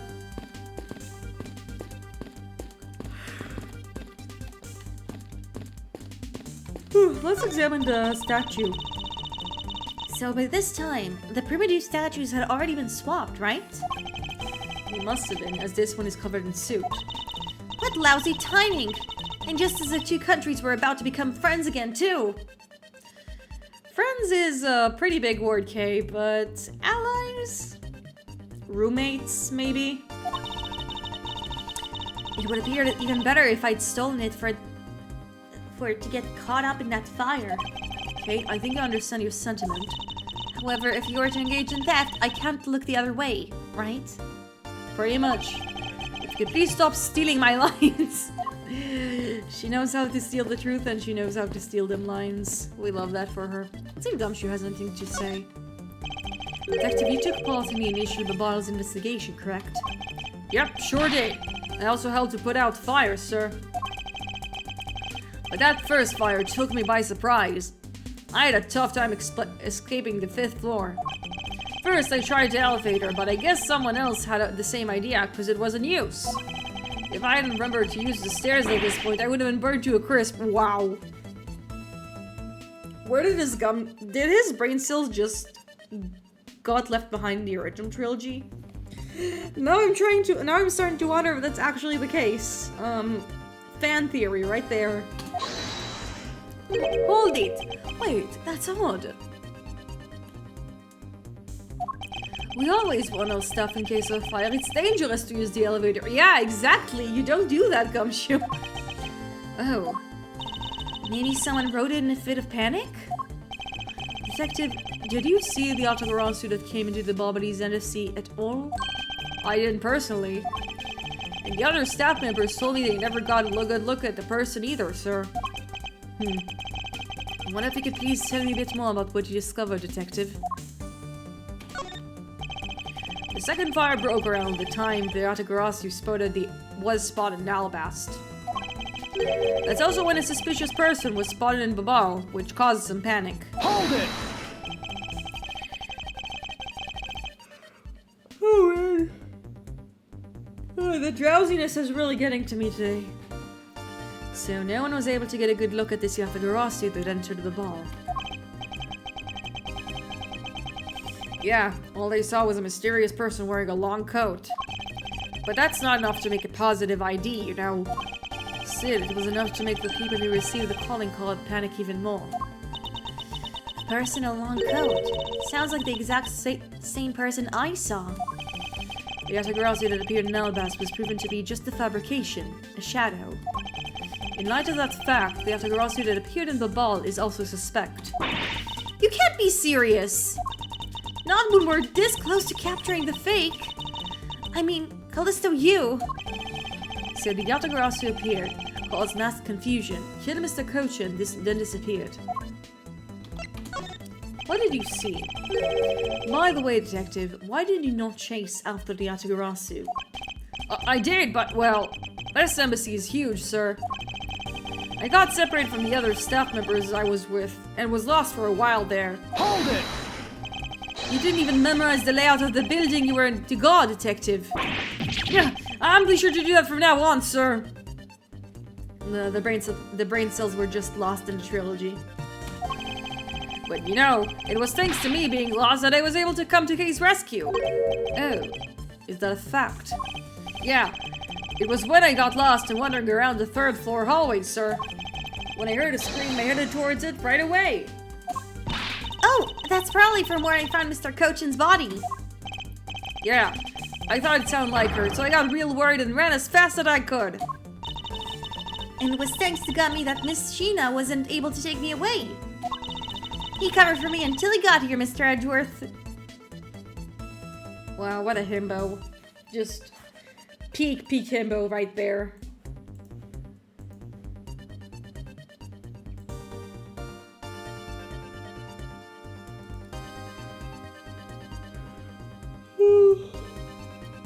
Man.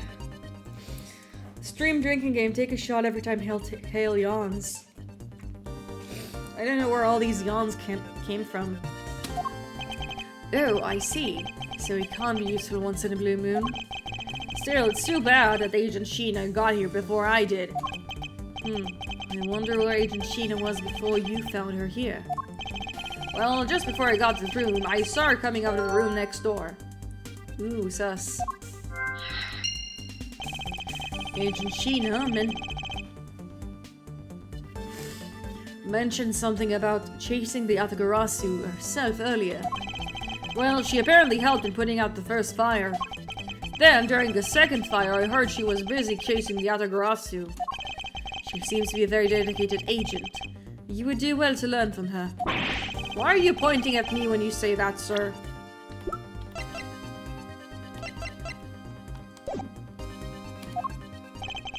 We've examined everything in this office, but there's one thing that bothers me. Perhaps I should ask Ambassador Paleno about it. Ambassador Paleno, there's something I would like to ask you about. Yes? About this office, it appears to me to be very similar to Ambassador Alba's office. For example, the location of the fireplace and the position of the grandfather clock. Oh, that's right. We also paid a visit to the Alabastrian side of the embassy.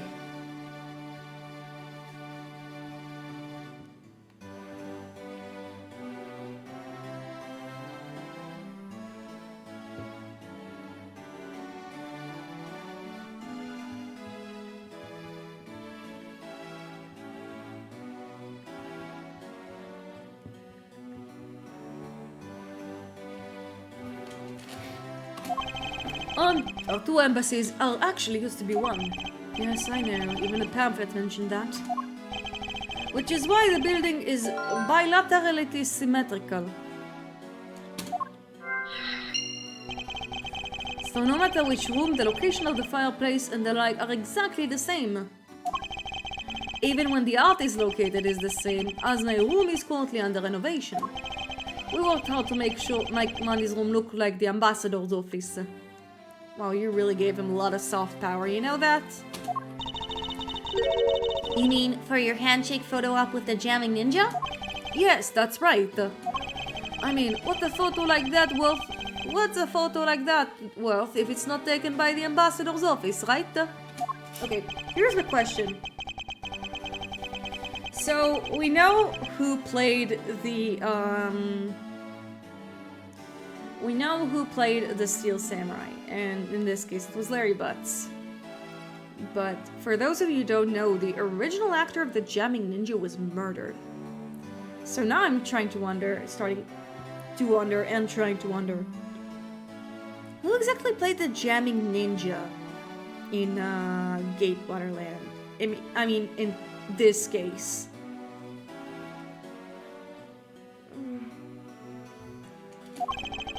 Thank you, Ambassador. That piece of information is all I need to connect the dots. Connect what dots? Well, anyway, I'm glad I was able to be of some help. This guy's an absolute pushover. I'm pretty sure I can connect these together. There we go. I did it correctly. The Alabastian and Barbalese sides of the building are symmetrical to each other. As we know, it had to be a fact that this room's fireplace may also hide a secret passageway. A secret passageway? In Alabast, the fireplace turned out to have a revolving back wall. A revolving wall? It sounds like something out of a ninja house. Wow, there was a trick like that built into the fireplace, sir? What? This embassy holds that kind of secret? Maybe it's the same guy, maybe the architect of the courthouse who allegedly hid a robot inside, is also the guy who constructed this embassy. There seems to be a lot in this room that you don't know about, Ambassador. I guess it's time to pay the bill for letting money to do so much work for me. Yeah, you kinda got a little lazy. Please, I really want to know about the real money, and what do you know about this room? What are you waiting for, Mr. Edgeworth? Let's get to the bottom of this. Agreed. And my first thought is that it's likely the killer used a revolving fireplace. Looks like it's just another fireplace though, doesn't it? So how do you turn it again? In Alabast, I had to push where the X was in the far wall of the fireplace. Oh, I see an X in the back, sir. Let's see what happens when I push it. Hold it! Ah! You scared me, sir! There is something about the fireplace that lies in contradiction with the facts. But we found an X when you thought there'd be one, right?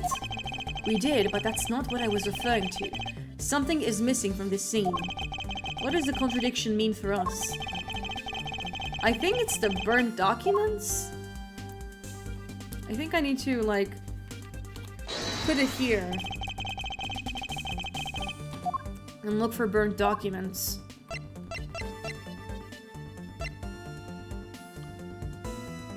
Eureka! Ooh, good thinking. Ambassador Palladino, you said that you burned some old files in the fireplace today, correct? Yes, I burned quite a few files in this morning, actually. And after you did, you forgot to clean out the ashes from the fireplace, correct? That's right, but why are you asking? And why are you making such a scary face? I mean, first of all, he's not making a reference to the Balatro card. Second, it's just how he emotes. It's nothing personal, kid. I'm sorry. I admit I'm a bit intimidating when I'm serious. In any case...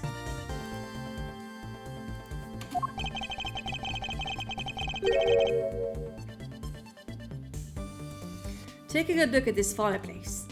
and tell me what you find odd about it. Let's see. Oh, where did all the ashes go?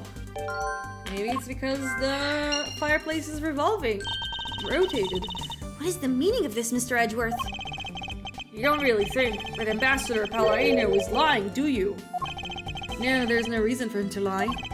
And I don't believe his testimony is wrong either. It is the fireplace that is causing the contradiction. Hey, I wonder if you might update the fireplace data for me. You got it. I'll add the ashes from the burned files and... Sounds like we pretty much figured out everything out now, huh? Well, it was nothing. All I did was follow where the leads led us. Oh, I sense it coming on. You're about to dazzle us again, right? Oh, you mean that? Well, it's what Mr. Edgeworth is known for, you know?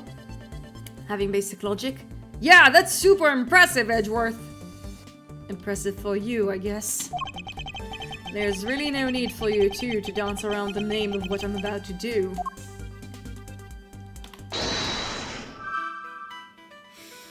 Let's see, missing ashes to revolving fireplace used. There we go.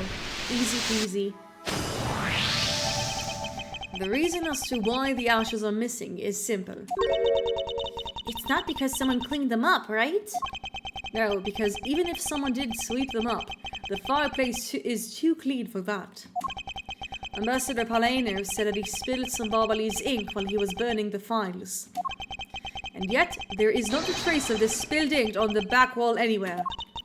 Well, then I don't know what happened. Well, I'll tell you what happened. The two sides were switched. By using the revolving fireplace wall, the ashes were moved into the neighboring room. Which means that this is a clear indication that the fireplace was used. We got it. And you mean the person I was chasing disappeared from this room through here? Through there? Yes. I believe the person you were in pursuit of is Mr. Cochin's killer. And after committing the murder, escaped through the fireplace. Wow, Mr. Edgeworth, you figured out the killer's escape route! I have, but this is only the beginning. Now we have to chase the killer down.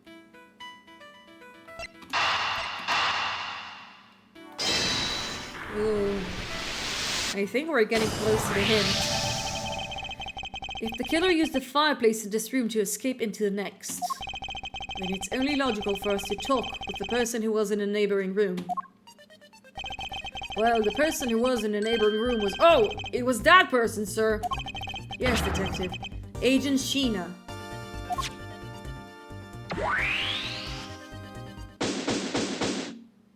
Another investigation completed. It's looking more and more like Miss Sheena is the killer, isn't it? Let's not jump to conclusions yet. We need to go through what we know so far. She came running straight into this room from the next one and instantly accused you. Furthermore, she claimed that it could only have been you that killed Mr. Cochin. I don't have any proof yet, however, I know she's hiding something from us. Okay then. Why don't we go ask Miss Sheena herself? Hold it! No, not yet. There's something that needs to be done first. Detective Gumshoe. Sir, is it my turn to do something, Mr. Edgeworth? Yes. I have a two-part special assignment for you. First, I need you to run a handwriting analysis on the masked second's note. Okay, I'll get the lab boys on that right away. Second, I want you to look to see if you can fit through the revolving fireplace wall. But right now, sir? No, next decade. Of course now. We need to test our hypothesis first, don't we? Go on, Gummy. You can do it. Alright, I'm gonna do it like a real man. Here I go, through the fireplace and back. Here he goes. You shouldn't need to psych yourself up that much for such a simple task, detective. Whoa! The wall inside the fireplace did turn, and there's a bunch of coupons there as well. That's so neat. Now I want to try going through there too. There really is a secret passageway through there. I had no idea. Oh, that was, Palladino. It would appear that the ash really was pushed the other room. Furthermore, the Barbalese ink you spilled, Ambassador, is there on the back wall. Okay, here I go, sir. Hold it! Detective, I'd like you to go through these under the same conditions as the killer. Ah, but there was all that ash and stuff. And your point is? Now, we're short on time. If you could please hurry through. Hurry on through. Oh, yes, sir. Someone has to do the heavy lifting here. Okay, so now we pretty much have the whole picture, right? No, not yet. There remains a few more mysteries to solve. Such as the Autogros's whereabouts, the other smuggling ring members, the 2 weapons that made it across the border, the key misuse 7 years ago. In fact, we haven't figured out as much as a thing regarding how Miss Ryu is related to these embassies. Mr. Edgeworth. A number of pieces connect in a very complicated way in this case. It's almost enough to make one completely mentally exhausted. What are you saying, Mr. Edgeworth? I thought you were the one who said that it's easy to follow if you follow the leads. Was that supposed to be an impression of me, Kay? No, I didn't do the accent. Let me try again. And I'm going to try again.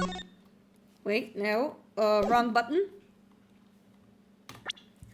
I thought you were the one who said it's easy if you follow the leads. If it's info gathering you need, Gummy and I can help with that.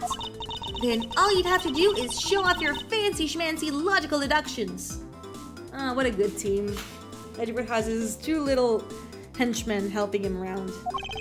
Show off. It just seems like I'm being boastful and I do that. Let's not overcomplicate matters, okay, Mr. Edgeworth? We've been so focused like laser on only what seems strange and out of place. It's no wonder nothing's clicked and we haven't unlocked anything yet. But if we think things through calmly, the answer should come to us.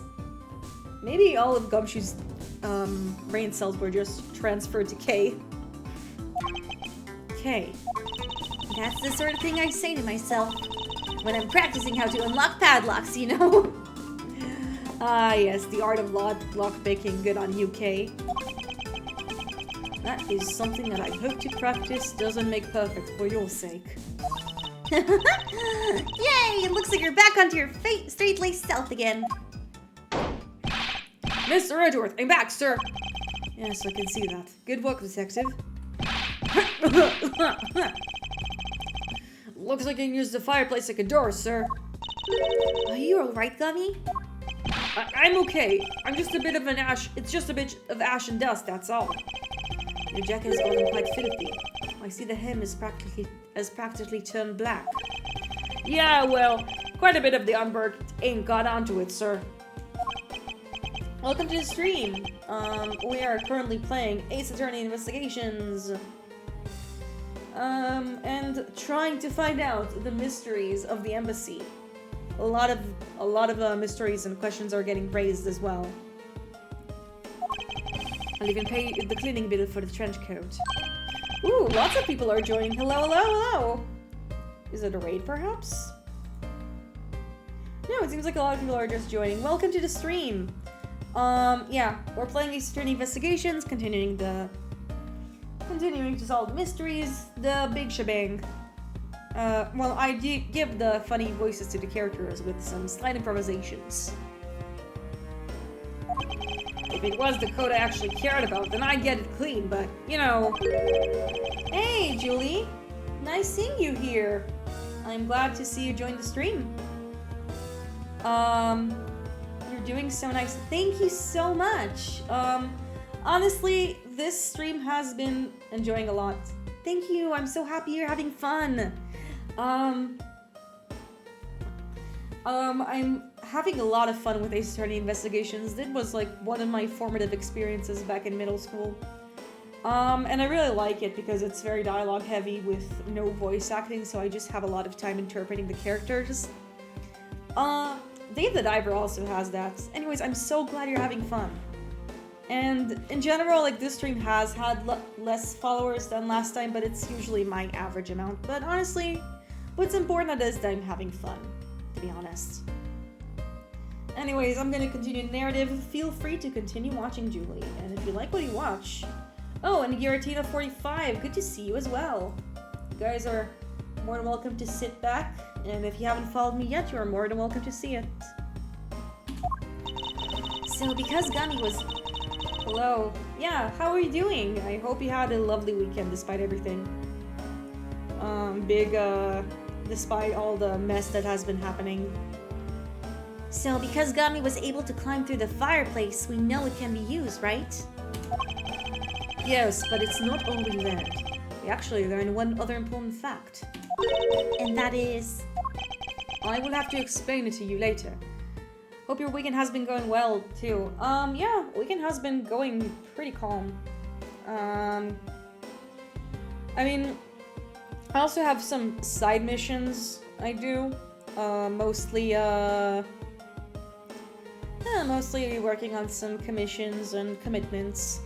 But the thing about working in the weekend is that, like, your brain has been my brain has been conditioned, as well as other people, to, well, treat the weekend as the place where you do absolutely nothing and just lie down and bed rot or like play things.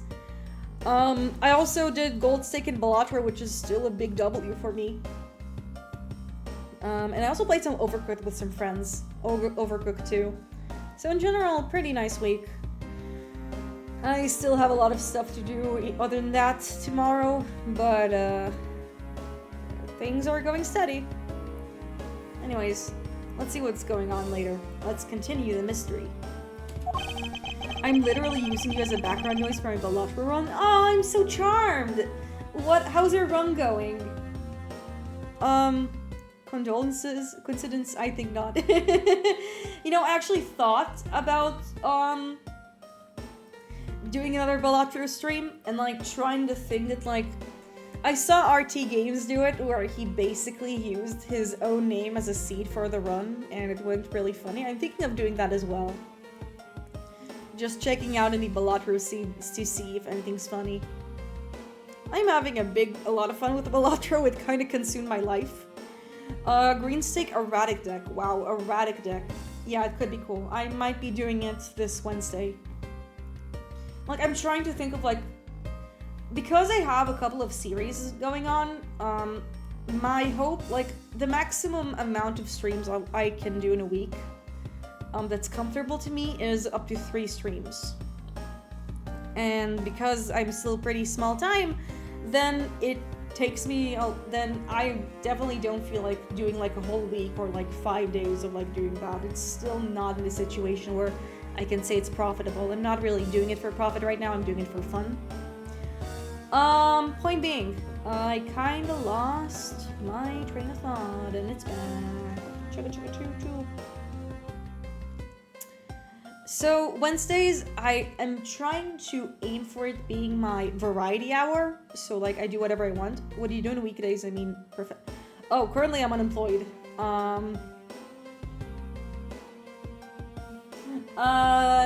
It's like I finished uni back in August, and now I'm trying to basically figure out what I want to do with my life. I mean, I want to be an animator. That was the degree I did for the past 4 years. But right now, the local and global industry is in a bit of a wreck, and so I'm trying to, like, bringing resumes, getting a lot of rejection letters, building up my portfolio. It's a lot. I'm also gonna get some business counseling from a relative, you know, trying to understand what maybe I can, like, try to, like, get a better plan, because I'm the kind of person who works the best when I have, like, a specific routine. You know how it is? Well, we've been yapping for a lot, but good luck. I just recently finished searching for a job. It's also just very, very discouraging, you know? And honestly, during this weird job hunting limbo where I don't always have, like, the energy to do the job hunting and all of that, and, like, there's, like, one of the, like, aside from LinkedIn, there's other job hunting websites, and, like, in there, it's like you have the VIP, you also have, like, the VIP stuff, and it's pretty and, like, it's, you can get pretty pricey per month. And, like, you have a bunch of jobs that are locked behind. It kind of sucks. And in my case, a lot of jobs I want are locked behind the VIP. So maybe I'll get it, maybe I won't. All jobs, right? Yeah, all jobs. you know the assignment. All jobs kinda sucks. Because sometimes they take jobs from, like, sometimes I'm right at the beginning, but I can't find that feature anymore. Yeah, this is the all jobs rant. We're taking a bit of a second base attorney, so I'll explain to you what's going on. Yeah. Oh, fun fact, if you're talking about all jobs, sometimes you can just copy paste the job listing and find a company. Yeah. So here's how all jobs works, and I should be utilizing what you're saying. Thank you, Guillotina45. Basically, for the VIP listings, I mean, yeah, absolutely. That's a better idea. So what I wanted to say is that all jobs has this pretty nasty trick of like locking, like taking a bunch of employments and like locking it behind VIP, so you basically have to pay. And like sometimes they let you like pay I'm gonna like 10 shekels like for the one job. I'm gonna show you guys how much it costs, so you guys will get the bid. So like you can pay like $2 for having it, and then sometimes I pay the $2 and then I see, oh shit, it's a company I already applied for, not through all jobs. And sometimes it's a company I got rejected to, and sometimes it's a company that didn't respond to me. So yeah, thank you so much for sharing that life hack about all jobs. A really annoying website. I also just sometimes look around Facebook and the like. It's just job hunting is a pain. Anyways, back to the game. Let's do some escapism. Let's pretend we're prosecutors. This re-up has been going on for quite a while, but I'm fine. I actually wanted to have a bit of an audience before I continue, because we are getting to the a very intense scene, and I do want to have an audience for it. Most of the stream I have just been rambling to myself, you know. Yes, sir. I'll be back before you know it. The handwriting analysis, Mr. Cochin's handwriting, will take a bit of time. Let us go and wait in the Theatre Neutralis, along with Agent Lang and Sheena. Oh, we are getting to it, I think. The real escapism is playing a game with the protagonist as a child! Of course! God, that's too real. Honestly, it's like, when it comes to like doing jobs, the kinds of like jobs I had so far, like, I mean, I did like before school, before like I began my uni degree, I was a waitress in a local cafe, and like I was mostly like being a runner, so I just like took and delivered the dishes to where it was up, and sometimes I took the bill, but like I didn't do any of the order taking because COVID kind of fucked up my my waitress training. And then, like, in the semester breaks, I was basically like a sales vendor for a board game company. So they would just station me at fairs or in toy stores, and I would try to sell families board games and lose a lot of my customers to Monopoly. And aside from that, I do a lot of commission work. I do a fair amount of commission work. I wouldn't say it's a lot, but yeah. Anyways. To be continued, but it will be continued now. Yeah, this is definitely one of the highlights of this case. March 14th. I said the March 14th in a tone that was very reminiscent of that one Chills clip that got very viral. You should try freelancing sites if you're an animator and have amazing skills, so just cash it. Yeah, I'm also I actually saw that All Jobs has a freelancing site, but it's called X-Place, I think. I might just look it up. Like, I saw it, I started looking at some jobs. Some of them look to be, like, stuff I can do, others less so.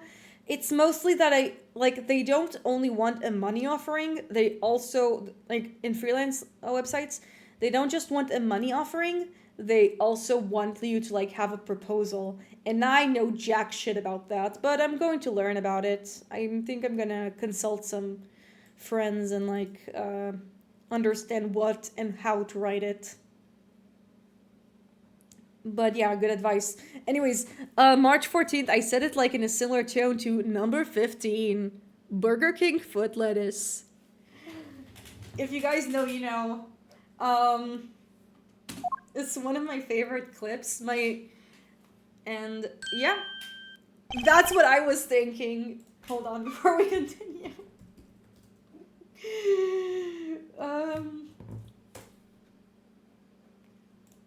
I'm reading the first one.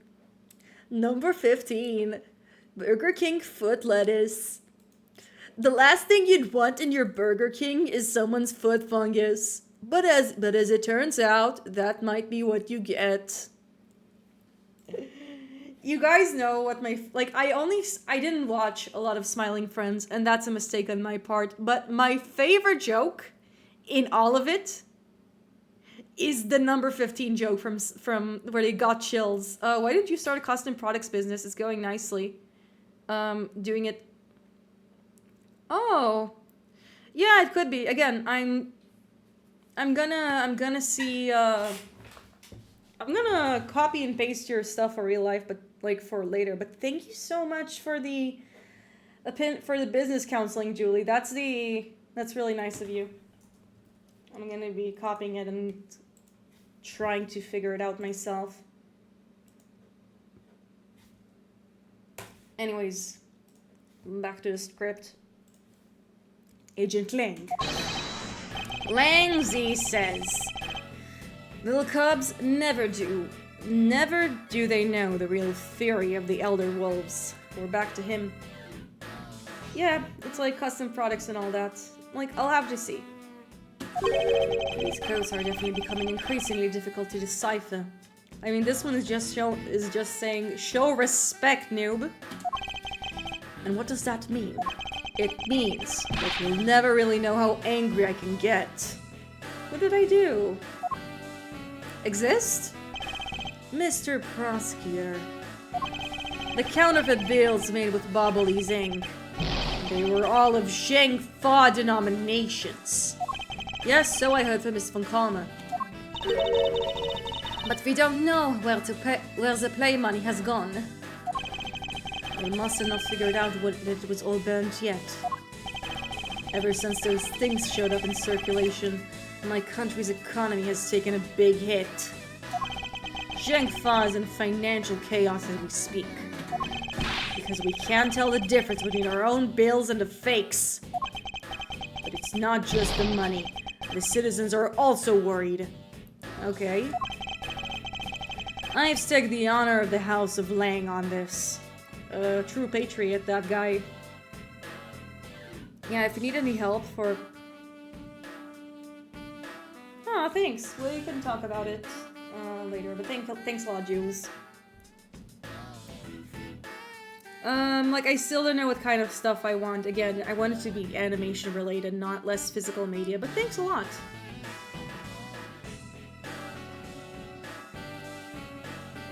Your wallet with wall picture as DP? Sure, that's cool.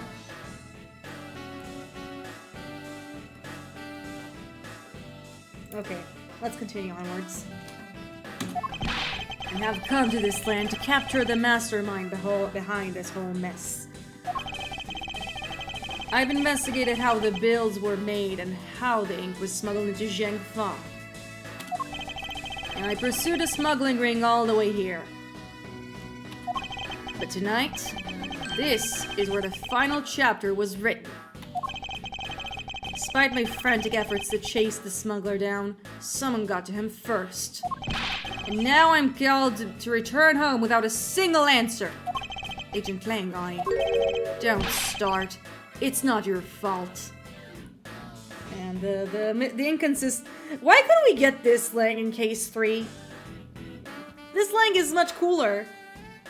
This Lang is more rational. It's like they figured out the character as they were writing him into the game, and not like beforehand. Like, how many drafts did the game script go with Lang? Take another shot for Lang disappointment. We have plenty of those in this LSP. Thank you so much for the follow! I hope you stick around for my other hijinks. We are currently on 38 followers, which is great. This means we only need 12 more followers until I reach the 50 milestone. And and we're probably gonna do the Honkai Star Rail LP. Thank you so much. I really appreciate it. It's not anyone's fault, Mr. Prosecutor. Ambassador Alba, I'm sorry for all the trouble tonight. Oh, no. It is I who should apologize. It was all because I was not strong enough. If only I was able to think of a better solution. Curse, yes, you fool! Curse your empty brain! Do you make VTuber notes? I'm thinking of it. I think there might be a market there. I also thought about like I also thought of like maybe editing clips for other people. I mentioned in the beginning of the stream, but I have a Premiere. I also edit my own clips. I thought of like maybe going to VGen and seeing if there's a request for that. But yeah. Anyways, I think we can keep the business counseling for later. I wanna continue the game. As for like doing VTuber stuff, I don't know if I have much to offer there, but emotes I can do. Emotes I can definitely do. You're being too hard on yourself, Ambassador. I'll take full responsibility for tonight. End of story. Look at how... I want you to pay attention to how his fingers articulate. It looks like a wagging wolf tail. I just noticed that! Fucking whack. Amazing. I did not think about that beforehand. That's insane.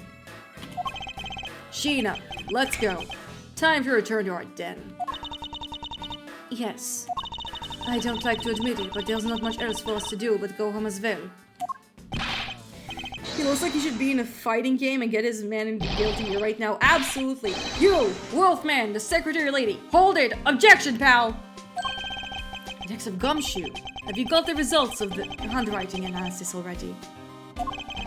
Lang really does look like a Guilty Gear character, for real, for real. He looks like he should be in Leon's squad. Or like...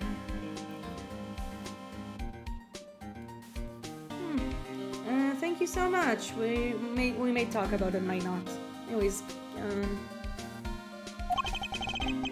just as I thought. Good work, detective.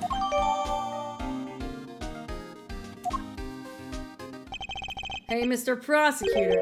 How long do you intend to hold up for us? Us up for?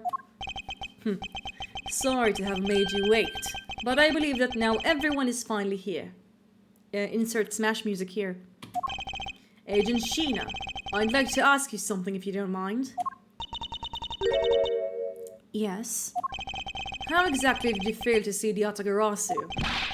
When you were in the neighboring room to where Mr. Cochin was killed. I'd like you to explain that for us. What? Hey, Mr. Prosecutor. What are you doing asking about something she didn't see? Agent Klein hasn't touched the Bobali's investigation at all. So I suppose I will need to explain a few things for him first. Miles Edgeworth, I can't begin to imagine what's going on in that head of yours. The only thing going on in my head is the pursuit of the truth. And maybe some gay thoughts, but we're going to ignore that. Oh, it sounds like you have some sort of plan. Very well, I supervise you until the end. She's seriously going to treat me as a subordinate for the rest of the day. I mean... yeah, she's probably gonna do that. Let her have it. You're not trying to pick a fight with my subordinate on a flimsy guesses, are you? I'm not trying to pick a fight on the evidence as hardly flimsy as you can see. Oh, they're doing the double point! Huh, I should have known. That you and I are destined to fight it out till the very end. It would appear that way. Well, I'll prove her innocent. So let's see what you got, Prosecutor Edgeworth. With pleasure. For my opening argument, I'll discuss the autography that appeared in the bar. And establish exactly who it is that Kay saw. Agent Clank, I assume you've been briefed on Kay's testimony. You mean the suspicious person in coat that you saw? That's right. That person is one of the keys to solving this case. The person who pretended to be the Atagarasu. Pretended? And what do you mean by that? Well, welcome to the stream. We're currently in the big confrontation. At least the midpoint of this case. There's still one big final act we have to go through, and I think that's when the case takes a downturn. Hopefully it won't be that bad, but we'll have to see. Okay, if you could please explain for us what the person you were chasing did. Okay, you got it. I first spotted the suspicious person near the open-air stage of the Bobbly side. I called out the person, but as soon as I did, that person ran off. I thought it was rather suspicious, so I immediately gave chase. For the sake of the argument, let's call this suspicious person the Atagarasu. Now please tell us what happened when you chased the Atagarasu up to the 3rd floor. Can do.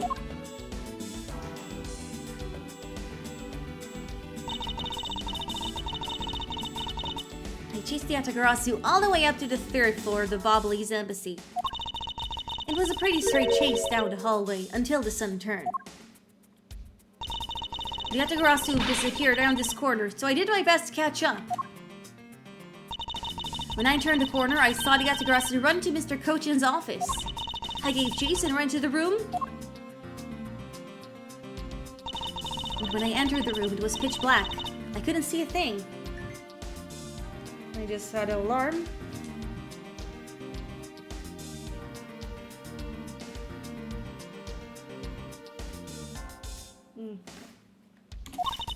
I felt something on the ground next to my foot, so I turned on the light, and then... Screaming noises are not gonna do. Who's there? By the time I had turned the lights, the Atagarasu has disappeared. When Kay entered the room, the person she was chasing was already gone. Why do you suppose that, Agent Clank? What do you mean, why do you suppose? Isn't it obvious? The person slipped through the door behind the girl under cover of the darkness. Objection! Sorry, but I know for a fact that person didn't escape through the door. Oh, and how do you know that with such certainty? That's easy. If the Atagarasu left through the door, they would have to make a right turn into this person. Okay. Take that! No, it's Sheena. Ah, that was my mistake.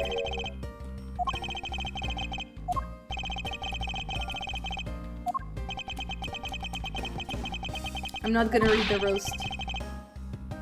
Oh no! You didn't need to add insult to injury. Edgeworth is pretty terrible to names. It's sad because it's true. Think, Miles, think. Oh, it's Sheena. It's true. Take that! Your answer is Sheena. Yes, because let's consider what would have happened if the Atagarasu used the door. When Kay screamed upon discovering Mr. Kochin's body, the Atagarasu would have run into Agent Sheena, who was in the next room over. Ugh. Agent Sheena, would you mind telling us if you saw the suspicious person in question? No, I didn't see anyone. You see? Therefore, the Atagarasu did not have... Oh, he not so fast at me. Oof. It means that the creep slipped out before Sheena made it out the hallway. Objection! I doubt that. as there was another person in that hallway. A certain detective. Detective Gumshoe, where were you exactly at the time? But me, sir? Well, when I heard Kate scream...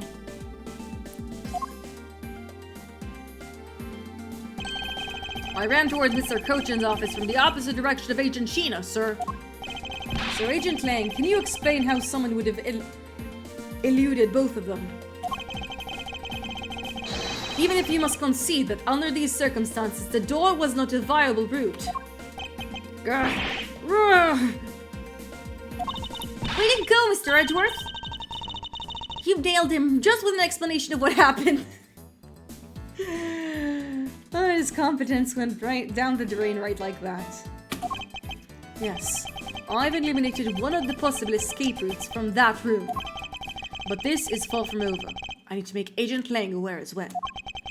And there's another possible escape route of the autographs you could have taken. Ha ha ha! I get it. So that's what you're trying to show me. Hey, Mr. Prosecutor, let me guess. This is what you're trying to say, right? Because the door was not a viable escape route, there must have been another way out. Precisely. Hey, Mr. Edgeworth, it's time to bust out with our revolving fireplace wall explanation, right? No, not quite yet. Huh? But why? I thought this would be the perfect time. The revolving wall on the bobbly slide is known to only 4 people. And if we use this information unwisely, the truth may escape us in the end. What with all the whispering over there? Scared I'll figure out your tactics? I can sniff them out with my special alpha scent. Well, I can't believe this is part of the stream, but it is. Huh, nothing of the sort, Agent Lang. Come, let's continue where we left off. That smog-hearty attitude of yours, you really rubbed me the wrong way, you know that? Huh. Well, no matter. I figured you out already anyway. The only other possible escape route besides the door is the room's long window. And since an eerie picture of said escape route exists, are you saying that this photo captures the moment of the Autograph's escape?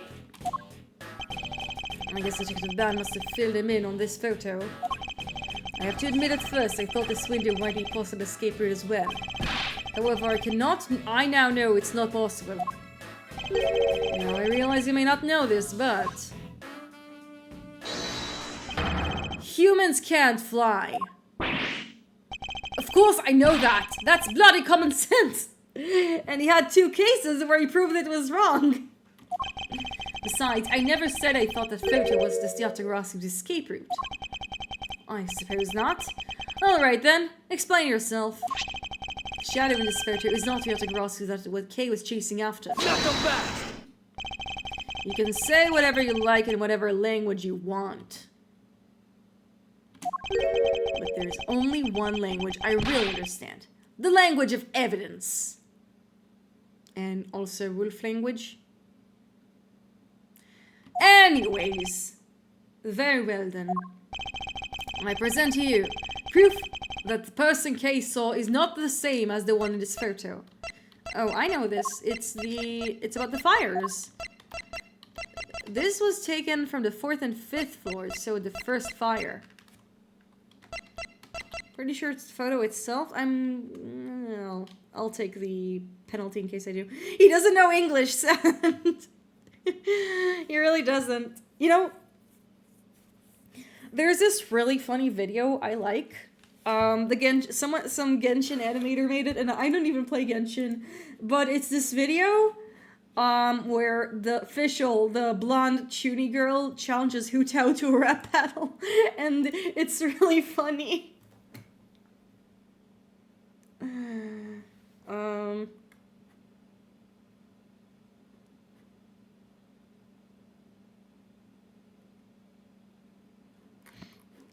Let me see.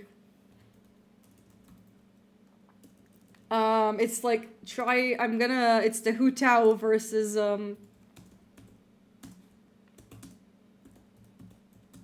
it's so funny. It's one of my favorites of all time. It's, and then, like, Yeah, it's like she does the rap battle and then Hu Tao sounds like a Chinese man. It's really funny. Anyways, take that! Let me explain to you precisely why the shadow in this photo is not the Yatagarasu Kei saw. Kei spotted the Yatagarasu heading to the 3rd floor during the 2nd fire. However, the photo in question was taken right after the 1st fire.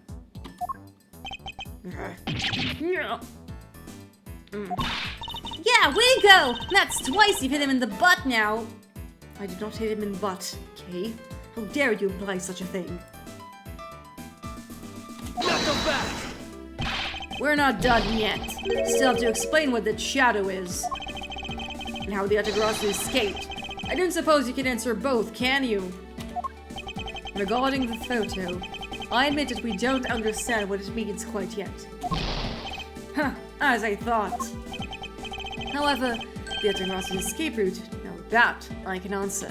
You can? Well then, Mr. Prosecutor, go on. Enlighten me. Hold it! Even if I explain it, you'll try to find some flaw with what I have to say. You were busy heading out the Alabastian investigation, correct? In that case, I doubt you have much knowledge about the Babalese side of the case. So would it be best if the lead on this side, Agent Sheena, explained it in my stead? Ugh. Sheena is my subordinate. If I don't stick up for her, how can I look for her eyes and call myself her boss? Oh wow, Lang is showing a redeeming quality. Let's go. Now she's serious. Lang, it's alright. I can take care of him. Sheena, you've shielded me a lot as my boss. But it's time for me to prove my worth. Alright, if you're okay with it, then you have my support. Fine, it's down just to Agent Sheena and myself. This is where the battle really begins. Now then, what is it you'd like to ask? Let's see. Why don't we start with your movements inside the Babalese embassy? It's Edgeworth. Her Edgeworth, badumts. Yep, Edgeworth is really testing her in that way.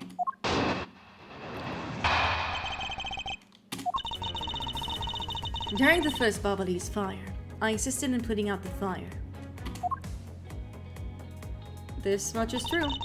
During the second fire, I was searching for the Yatagarasu that appeared in Babal.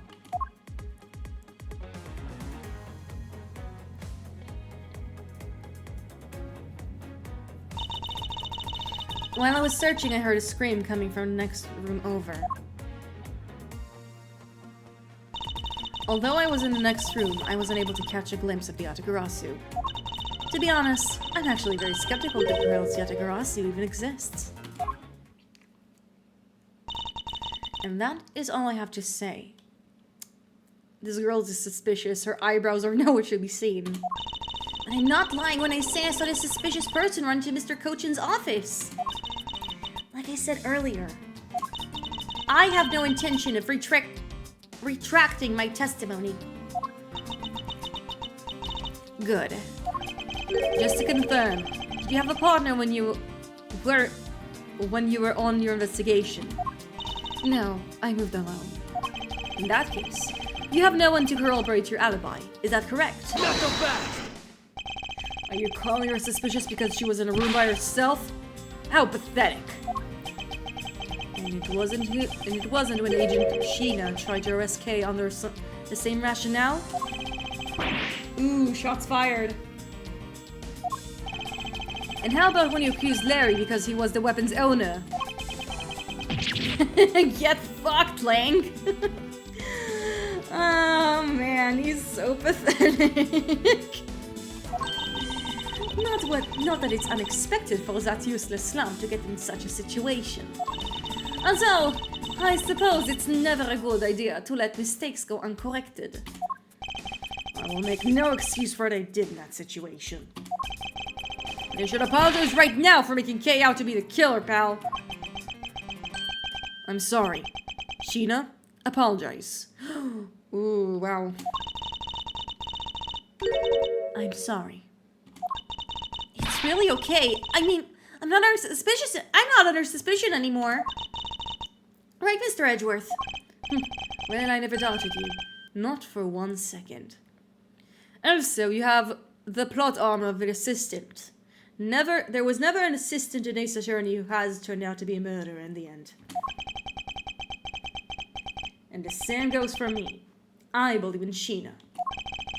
Then let's put it that way to the test, and see if she really is worthy of your trust. This promises to be interesting. So we didn't get much of a direction in terms of, like, what to press. But this doesn't seem to be much...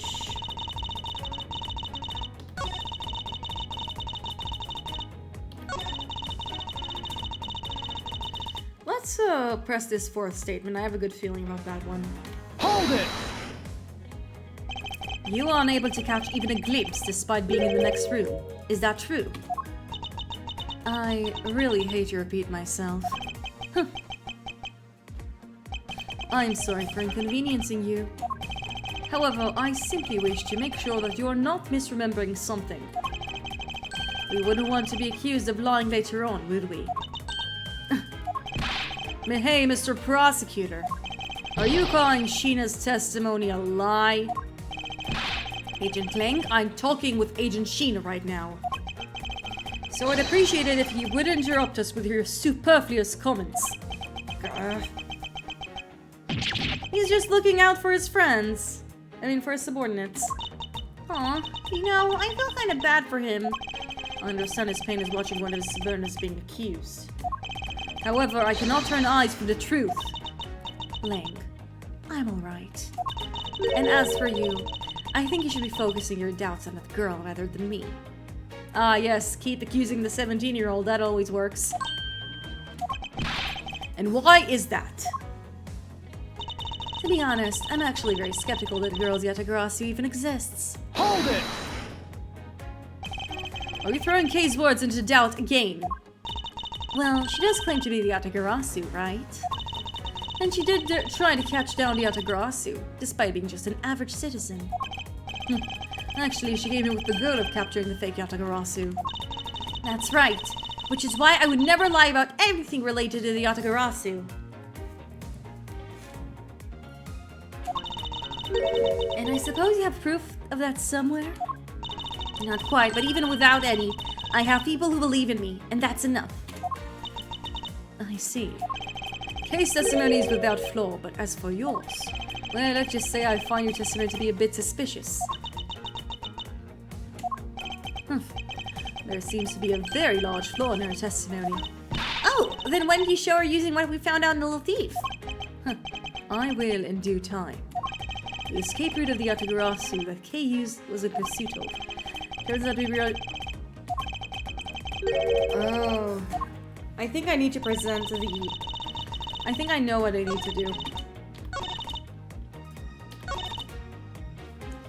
Because of the revolving fireplace, which we know was used. Objection! That's when we need to present it. Being in a room next to Mr. Cochin's office is a problem with your testimony. Not so fast! Mr. Prosecutor, I don't see a problem what you're talking about at all. Agent Lang, do you really recall the secret we discovered about the Alabastian office fireplace? Huh? Oh, you mean how we connects to the office with the room next door? What about it? Well, Alabast isn't only country with a secret connecting fireplaces. The fireplace in Mr. Cochin's office holds the exact same secret. What? The Yatagarasu didn't escape through the door of the room, or the window. The escape room was through the revolving fireplace bowl in the next room over. Ooh, she got a blow. Now do you see? If the Yatagarasu has escaped to the next room, then the thief would have run straight into Agent Sheena. Meaning that it's impossible for her to have missed the Yatagarasu.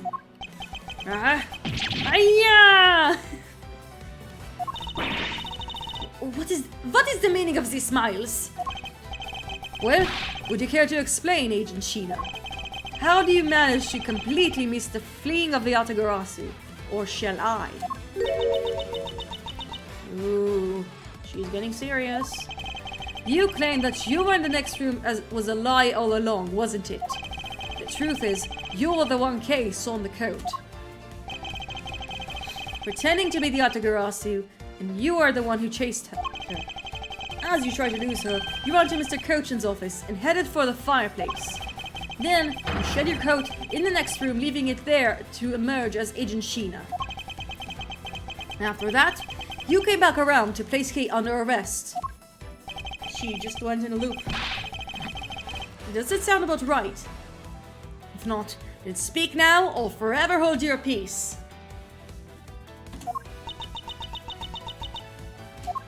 How dare you make Kay look like a bad guy when you're the suspicious one, pal?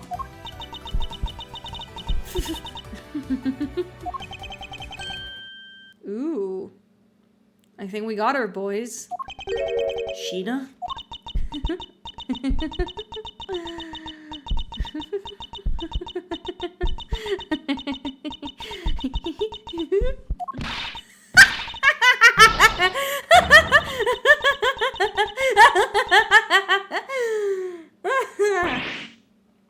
It's her.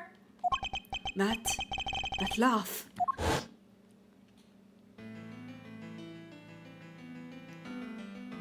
I remember this irritating laugh.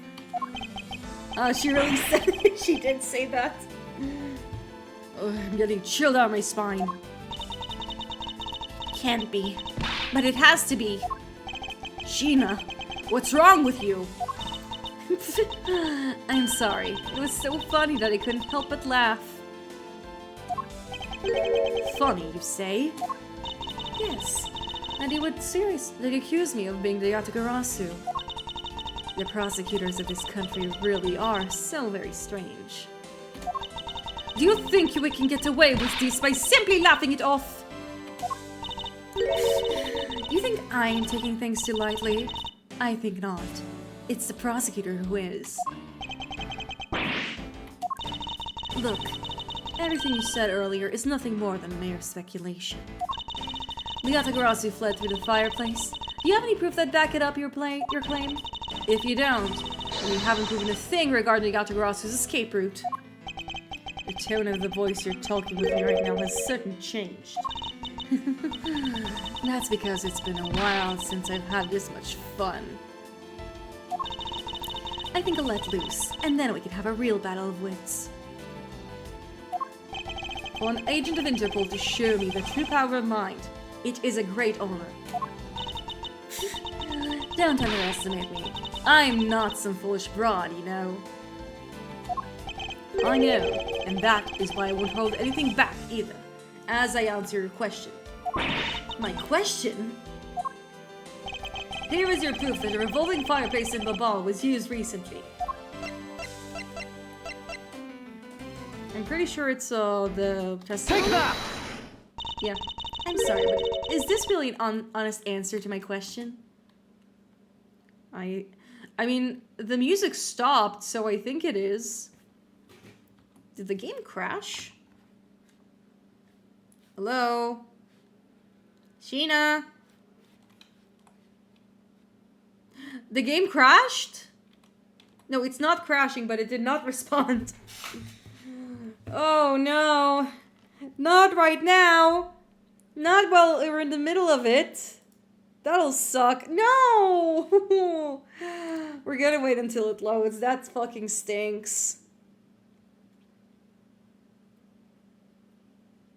I'm gonna wait a bit to see if everything's fine. The game does autosave. I don't think we lost that much progress. I think it crashed during the autosave. I'm gonna wait a bit more.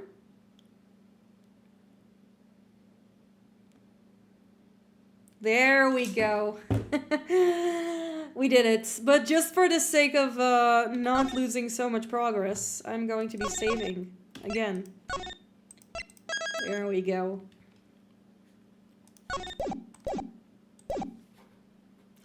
That was fucking close. Yes, according to the ambassador's Paleno testimony. Hold on. Everything's fine. The game's running fine. He said that he was burning some documents in the fireplace with Mr. Cochin. Oh. The ashes that were burned were left in the fireplace, so they should have been there. We are so back, it's so true. However, when we went to investigate the room, the ashes weren't there. Hold it. Why is that a problem? Maybe someone cleaned them up. Objection! Unfortunately for you, Ambassador Paleno said he forgot to. And the question remains, why were the ashes missing? The answer is simple. When the autographer went through the fireplace wall, the ashes were pushed into the next room by the wall as well. The movement of the ashes that were in Mr. Cochin's office is my proof.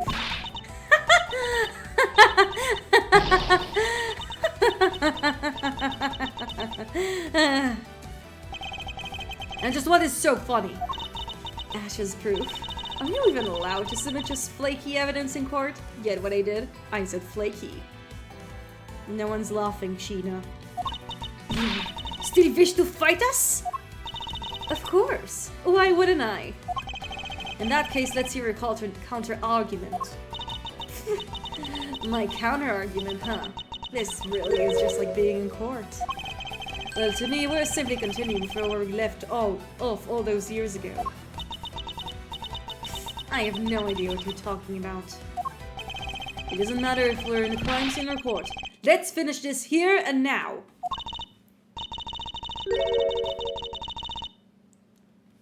I suppose. I've had a lot of fun today, but I grow weary of this game of cat and mouse. Let's make this the last testimony, and wrap up this absurd case once and for all. Let's see what she has to say for herself. In my eyes, all you've proved is that the rotating fireplace wall was used. But you can't really call that proof the Autograssi used the fireplace, now can you? So then, who was it that used the rotating wall? Show me your answer with real evidence. Remember, we already finished our very thorough investigation, and we found not a single suspicious thing in Mr. Cochin's office. Okay, I think I know what I need to click on. And there you have it. My counter-argument. Ugh! That's very impressive. I have Vietnam flashbacks from this one because, man, I did not know how to retaliate to that one. Back in the day, I was not very smart, and I used a lot of, and actually used a lot of, a strategy guide for the first time, but, when I actually got to this cross-examination for the first time, I was on an airplane, and I managed to get everything else correctly, but this testimony stumped me, big time. She has seen through the fact that I have yet to gather that one piece of evidence. What is it, Kate? I haven't heard a peep out of you in quite a while now. If you don't think you can handle it, feel free to leave it to the rest of us. But Okay. Pull yourself together. You are the true heir to the Atagarasu name, are you not? If you want to steal the truth, then you must never take your eyes off it. This chase you're running to catch the truth, you must see it through to the very end. Mr. Edgeworth, you're right. I will see it through to the end. So, you go get it for me, Mr. Edgeworth. With pleasure. Looks like a lack of evidence left you wide open, doesn't it? Sheena, please, show me someone I can trust. Don't worry. This will be the deciding match. You'll see. I'm truly sorry, Agent Lang, but I simply can't allow her to escape me again. Very well then, Agent Sheena. Shall we begin? I'm ready whenever you are.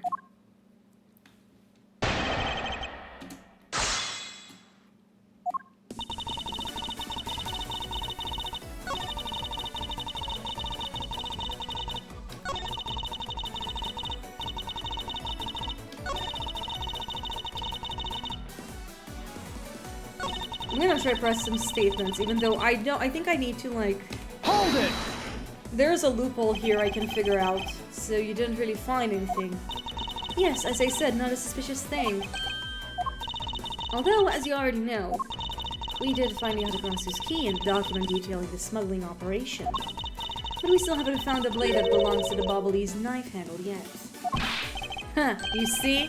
My subordinates worked hard to investigate everything. So there wasn't nothing else to find, alright?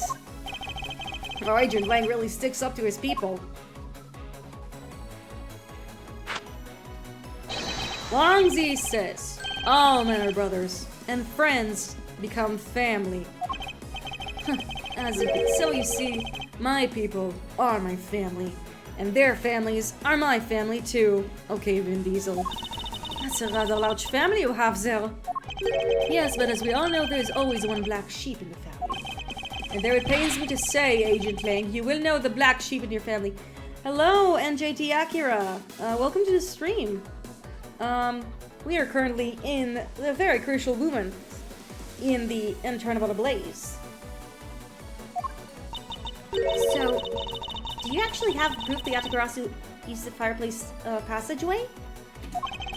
No, I haven't found any yet. Yeah, we're currently near the... We are nearing the end. Yeah. We're currently nearing the end of Ace Attorney investigations, so it's a lot of it is just me trying to figure out how to solve the puzzle and doing some funny voice acting and some light improvising in between. Then what are we going to do? There's no need to worry, because there is one loophole in this interpret-agent argument we can exploit first. The one in charge of the Bobbly's investigation was not Agent Lang, which means that Agent Sheena in charge. It's possible she may have tampered with the evidence. That piece of evidence we found. If there is one thing I do know, is that someone tried to hide it from us. And I'm pretty sure that is the,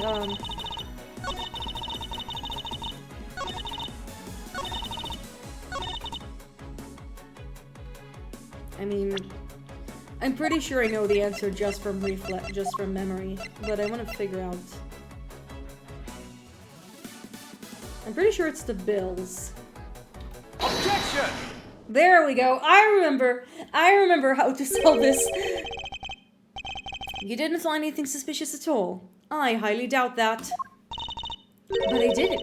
You can even ask the other men. Huh, I don't need to, for I found what you should have a while ago. Excuse me?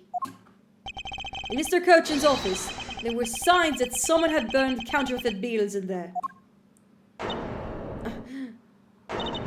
What in there? Ah, yeah! He keeps saying the ah, yeah. What's hurting you? Hold it. That evidence was something you found through the girl's machine, right? So what if it was? Then that's what I thought. But unfortunately for you, a recreation made by machinery is hardly concrete proof. The girl raises a point. Among the ashes you found in the room, did you find any counterfeit bills? No.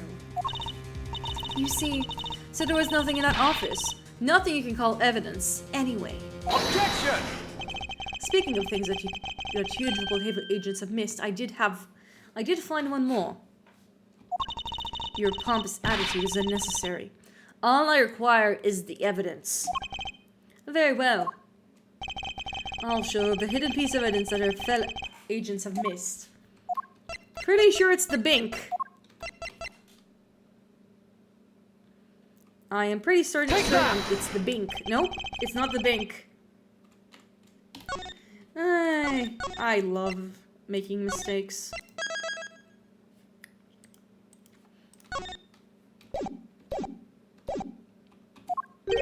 Hey now, Mr. Prosecutor, are you trying to smear the good name of Interpol? Of course not. Then what are you trying to slander Agent Lang and I? I mean, I'm the one who's slandering Lang, to be honest. Edgeworth has nothing to do with this. Or are you rather just presenting unrelated evidence in the hope of fooling us? What? It's not unrelated. Not so fast! Watch what you say, because you're this close to getting into a fight with Interpol. Did you ever think things through? If you can't even do that, then get out of my face. What do I say to something like that? I admit it's not likely that I overlooked it. It would have been had it been a regular investigation. And it's only thanks to Kay's gadget we were able to move forward at all. Which means that I should show them what we found in the most unusual place.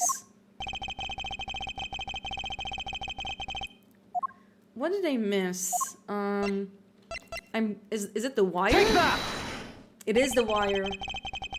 I'd like for you to take a look at this length of wire. And what exactly is this supposed to mean? A length of wire. So what about it? I'll tell you what. We found this in the Barbalese embassy not long ago. What?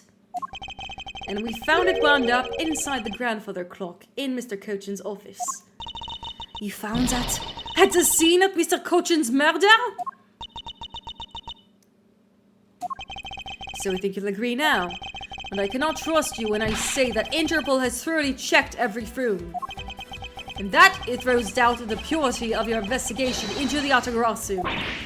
You still suspect me, I see. All right then. I ask that you point out what part of my investigation is incomplete. The other Interpol agents work under the command of Agent Sheena.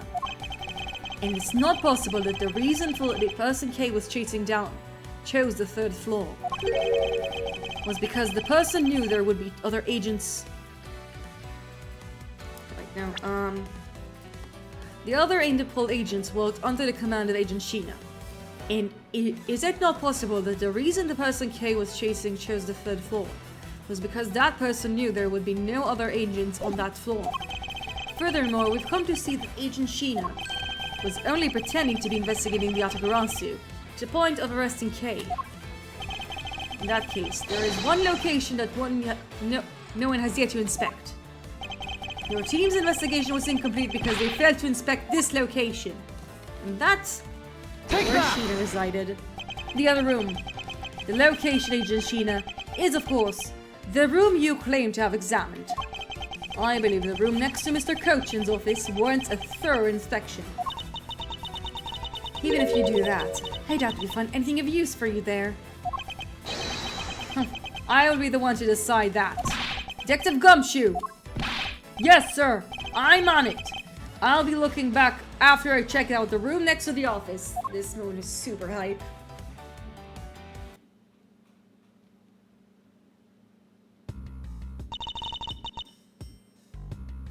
Hey, Mr. Edgeworth. Do you really think that Miss Sheena's the Agatha-Garasu?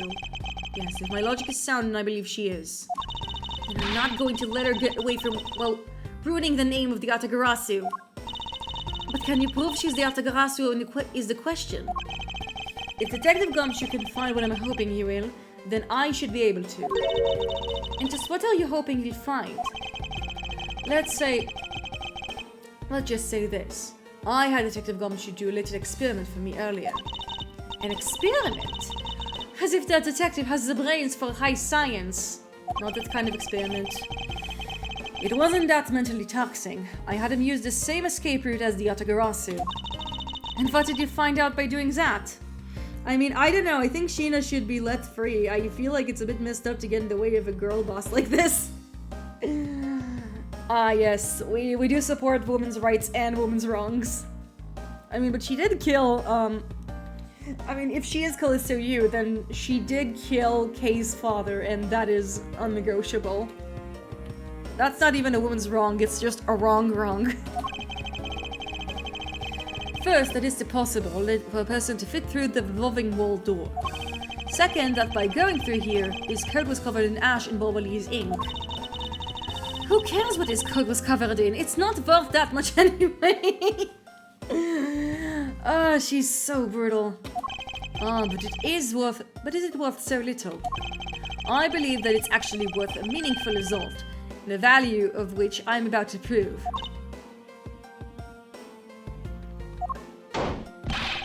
Mr. Edgeworth, I found some things you really need to see, sir. Oh, so what are these things that you found? Some makeup, a coat, and a pair of shoes, sir. You found a coat? You hear it, Mr. Edgeworth? Maybe it's the one that the person I was chasing was wearing. Yes, the possibility does exist. Agent Sheena, were these pieces of evidence not in the room where you examined it? Unfortunately for you, those aren't suspicious items of any sort. They all belong to me. They were getting in the way, so I stored them in that room. Ugh. Thank you for bringing them to me. It saves me a trip. May I have them back now? Hold it!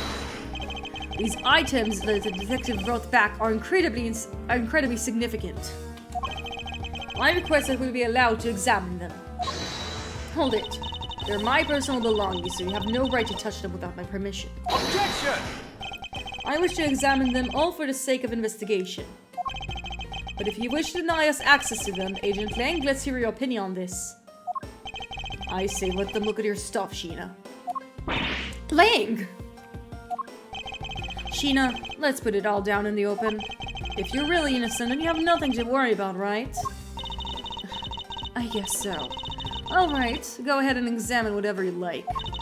After all, I have nothing to hide. Good, now let us begin. So which of Agent Sheena's belongings are you going to examine, sir? Oh wait, that was Gumshoe. Well, we need to examine the coat. Let's examine the coat. Yes, sir! It appears you managed to get stain your coat rather badly. Agent Sheena. One sec.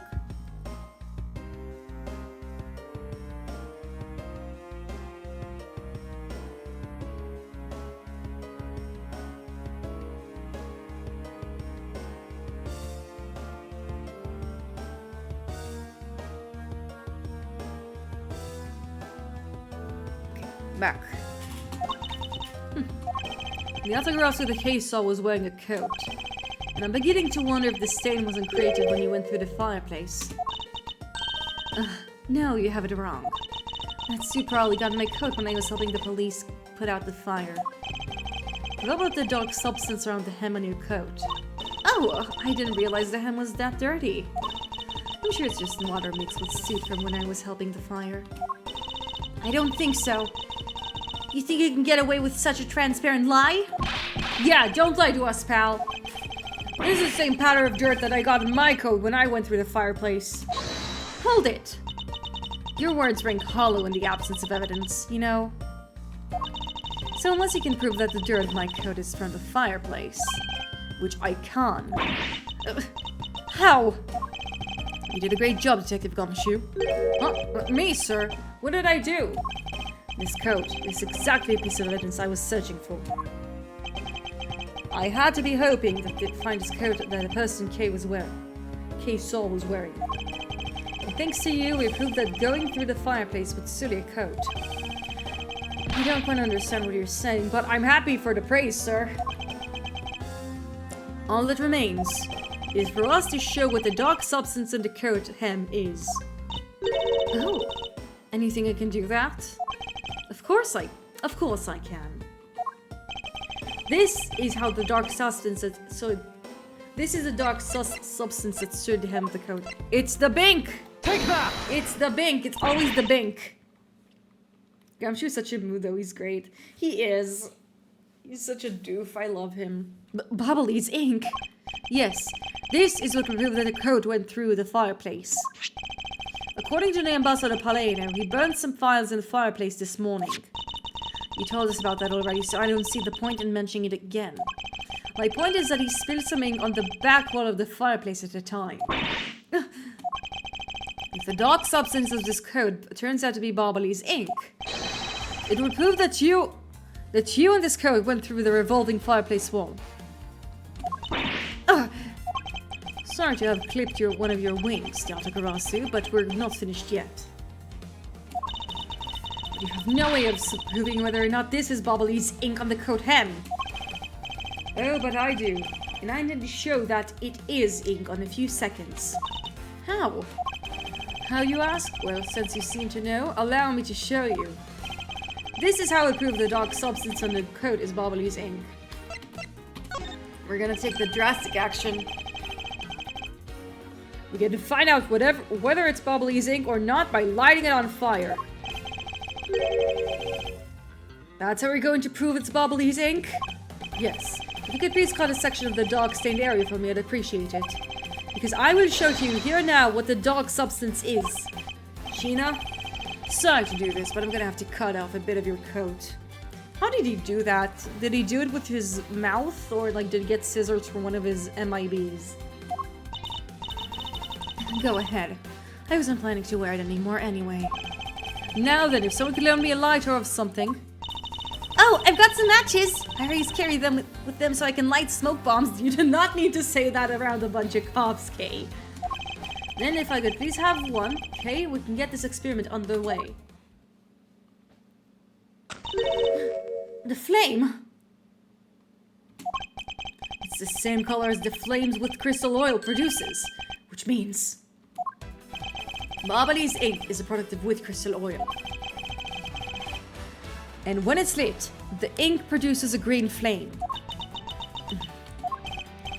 I believe it's time has come to clip the Yatagarasu's other wing. Miss Sheena, you're the fake Yatagarasu! The one who killed my father!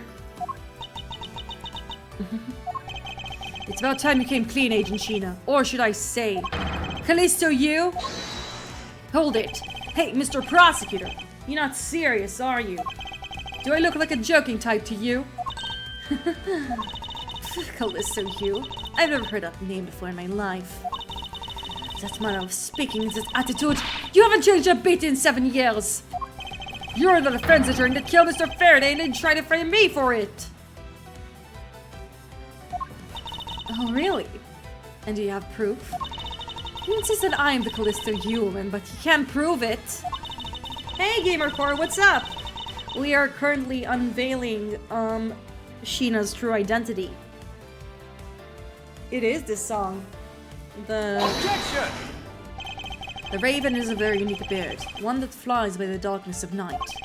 However, the light of dawn has arrived, and it will reveal your true ugly form to the world. I can't believe he called her ugly. Edgeworth, that's so mean. Hold it. Enough poetry. I want to see some evidence. Do you really have something that can prove she is Callisto Yu? I do. It's something that the second Yatagarasu has preserved for the last 7 years. Do me the honor, Mr. Edgeworth. Oh, it's the fingerprints. I will, for we have finally come to an end. We will prove to her to be Callisto Yu with this, and clip this Yatagarasu's wings for good. Take that! This perfume. This will prove you to be Callisto Yu. It will? He has preserved it perfectly for us. Surely remember this bottle? This belonged to Miss Yu just before she disappeared 7 years ago. Naturally, it means that a few other of her fingerprints are on here as well. This is what this bottle of perfume you spilled, which I have preserved ever since. I heard from my father, Byron Faraday, that if stored under the right conditions, the fingerprint can be preserved for decades. Which means that your fingerprints are still on there, every last one. We can clear everything up if we compare the prints to your own. Now come, Agent Sheena, will you submit yourself to the fingerprint test?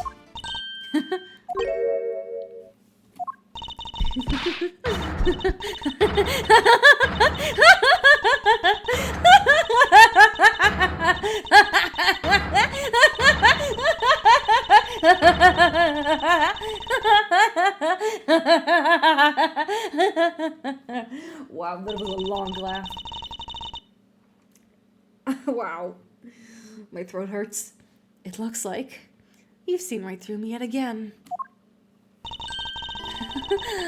You're still sending the biggest chill down my spine, Edgeworth. Callisto, you! So you've shown your true face at last. This feeling of thrill, it's even greater than that time 7 years ago. Sheena, you're... Lang, I really enjoyed our days together. You're an insanely strong, nice, kind-hearted idiot of a man.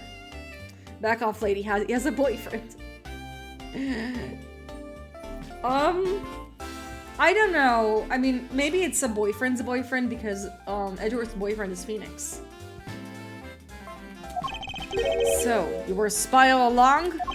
A mole sent by the smuggling ring I've been chasing after? Someone has been feeding them intel on Interpol all this time. Very good. Maybe you're not as big of an idiot as I thought. Yeah, he really improved in the day between case 3 and case 5.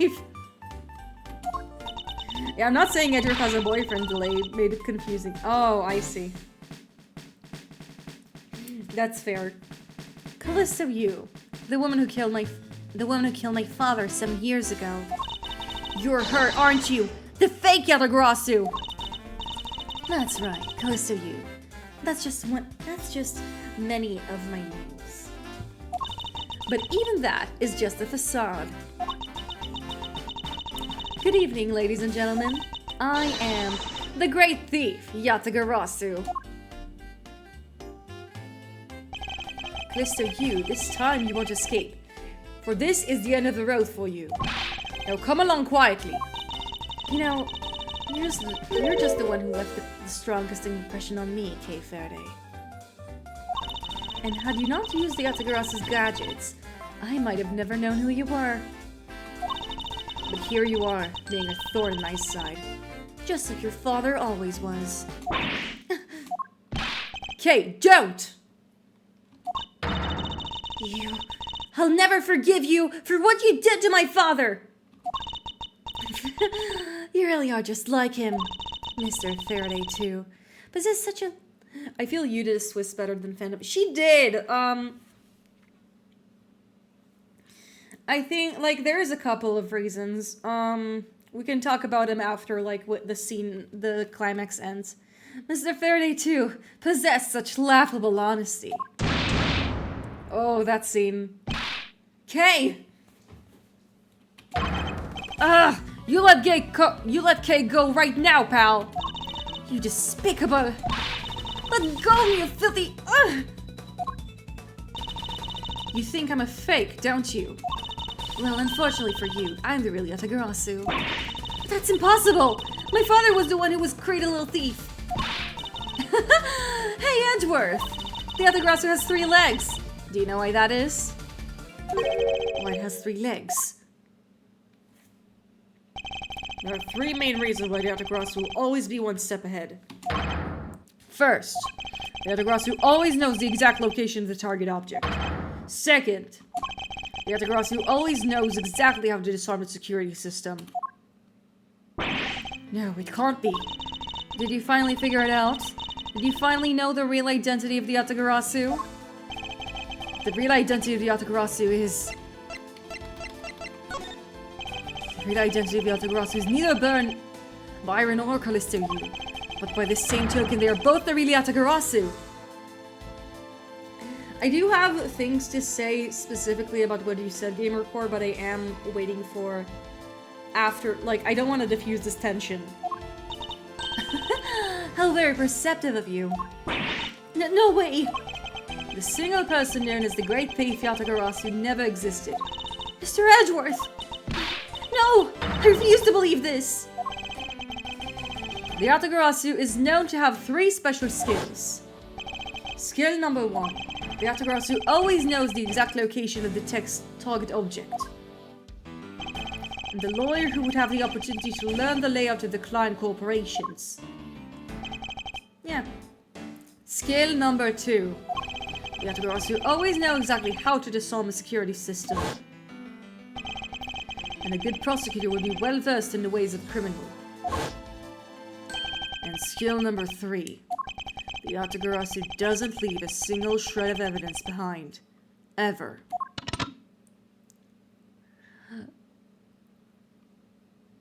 Look, Gamercore! Hottie entered the chat room. He entered the standoff. Detective Bad. It was only natural for the Yatagarasu to never leave the evidence behind. Because the lead detective on the case hid it all away. You're the 3rd member of the Yatagarasu! You. Wait, which you are you referring to? I was referring to the one shooting Kay. I've been looking for you for a long time. 7 long years, but I finally got you. Why, Mr. Bad? Long time no see. What happened to us? We used to be such a great team. If you were such a great team, then why did you kill my father 7 years ago? Why, indeed. It was nothing personal, really. He's just another person I had to kill. How can you say that? I grow weary of this, and it's about time for everything to come to an end. And this time I won't miss. We love infighting. And we do love infighting. Stop! You! Kay! It's over, Sheena. Your leg! Someone enter a my leg clip right there. Agent Lang! You idiot! What were you thinking, jumping in front of my gun like that? What are you risking your life for? I'm sorry, Detective Bad, but no matter what sort of past she may have had, or even if she's a spy, it doesn't change the fact that she is my subordinate. And as long as she is, I can allow any harm to come to her, not even from you. You really are an idiot, you know that? Huh, that's fine with me. He accepted his state situation. He accepted his status as an idiot. You should know by now that this is just who I am. Hey sis. Yes. I want you to conduct a full body search. Sheena might have another weapon on her. He accepts silly status. He does! Way to go, Agent Lang. Talk about character development right there. Alright. Detective Gumshoe, your assistance, please. Sir! Hey, I found something. Ooh. What is this? It looks like the blade of a knife. It doesn't even have a handle.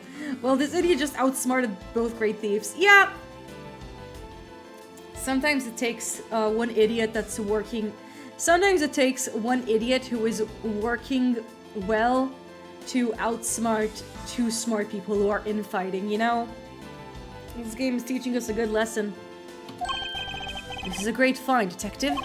Huh? It is, sir. Let's try pairing it up with a blade of this handle. Take that! I believe this blade actually belongs to the handle that was on the murder weapon. Hey, they fit together perfectly. This blade must have been taken from the crime scene where the knife handles were switched. Yeah, no, this moment is absolutely peak Lang. I'm also a big fan. I'm going to return this Bobbly's knife now. Alright, I trust that you'll make sure that it's returned to the Ambassador Palaino. It's literally the only knife whose handle hasn't been burnt. And the handle has been gone. I believe this makes it perfectly clear who did it. Callisto, you! But the only time when the handles could have been switched is just after Mr. Cochin's murder. Which means you must be Mr. Cochin's killer. Look at how shocked he is. He likes Case in Case 5. I thought they would. Yeah. Okay, you missed what I said, but basically... I think that it's mostly because they just, like, in Case 5, they made him a more consistent character who evidences everything but doesn't trust prosecutors. Like, in Case 3, it felt like he had a very inconsistent, like, method of working. Ah, it's fine. Work is good. Go get that dough, Gamer Core. So what I wanted to say is that Lang, like, it felt like he went from, oh, I don't care about evidence, I shoot first, ask questions later, which is in character, but then it's like, oh, evidence is right. On one hand, it could read as him being adaptive to the situation, but I don't know, maybe it's just because of the, maybe it's just because, I think it does make sense that like he'd be a shoot first, ask questions later kind of guy, but like I feel that something was kind of amiss with the execution. That and like the characters he was accusing in case 3 were Mike Meekins and Lauren Pops. And Lauren made of like it was Mike Meekins, and Mike Meekins just is not a character that is just not a convincing culprit. Like obviously we're supposed to defend him, but he just wasn't very convincing. But yeah, no, Lang has definitely improved. Lang gets a most improved star. Skilled the alabaster knife, switched the handles, and then took the original blade of the Bobbly's knife with you. Later, you allowed yourself to be spotted by Kay near the open air stage. You used the fireplace to lose her, and then you went back to accuse her of the murder. Because that's about to sum it up. Objection! Ooh. You craft an engaging tale, Edgeworth. But there are 2 problems with it. Problems? In what respect? What do you think about my real reason in allowing her to chase after me? It was also I could capture Kay Faraday. What? When I saw you using the device in Gatewater Land, I knew right away that you were Byron's Faraday's daughter. I became curious, so I researched a little into your background. That's when I found out that you were the trail of the Yatagarasu. So that's why you tried to pin Mr. Cochin's murder on me? Yes, I knew you'd show up in this embassy tonight. So I thought I'd use you, but pinning the murder on you wasn't my only goal. You had another? Yes. Once I had you under arrest, I'd planned to search you and take back the device that was rightfully belongs to me, the true Yatagarasu. You're going to take Little Thief away from me? 7 years ago, it was thanks to that device that Faraday was able to infiltrate this place. But he stole more than what he should have. I had a tough time recovering that precious key. Yeah, no, I love her. She's so fun. Fun villain. And unfortunately, we're only in the middle of the case.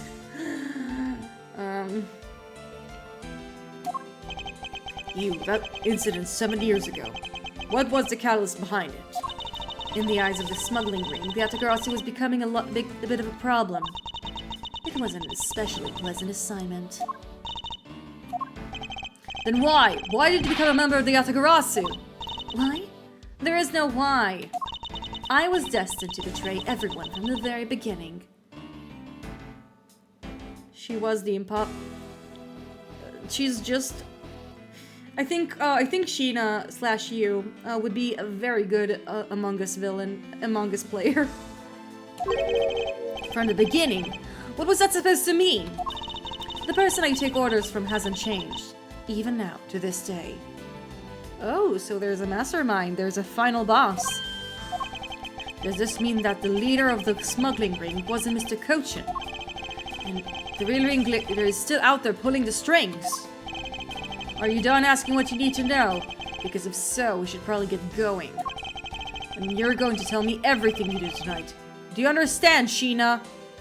You and your friends fucked up my economy. You created a scheme that made an economical crash. Oops. I guess I should tell you then that I was the one who set the Bobbly's embassy on fire. And why did you do that? I suppose it was to destroy all evidence of the counterfeit bills. He doesn't dead name her. Yeah, because despite everything, she's still Sheena for him. That was what the smuggling ring was trying to do, but then why start 2 fires? Sorry, but I can't tell you anything about the ring. It's your job to complete your investigation, after all. Sheena, you made my entire country get into Bitcoin. You ruined the economy! Oh no. Oh no, she did! She made them invested into NFTs as well! The age of cryptocurrency is upon us, Agent Lang. I've had my fun. Now it's your turn to enjoy the ride. Wait, I mean Miss Sheena. Yes?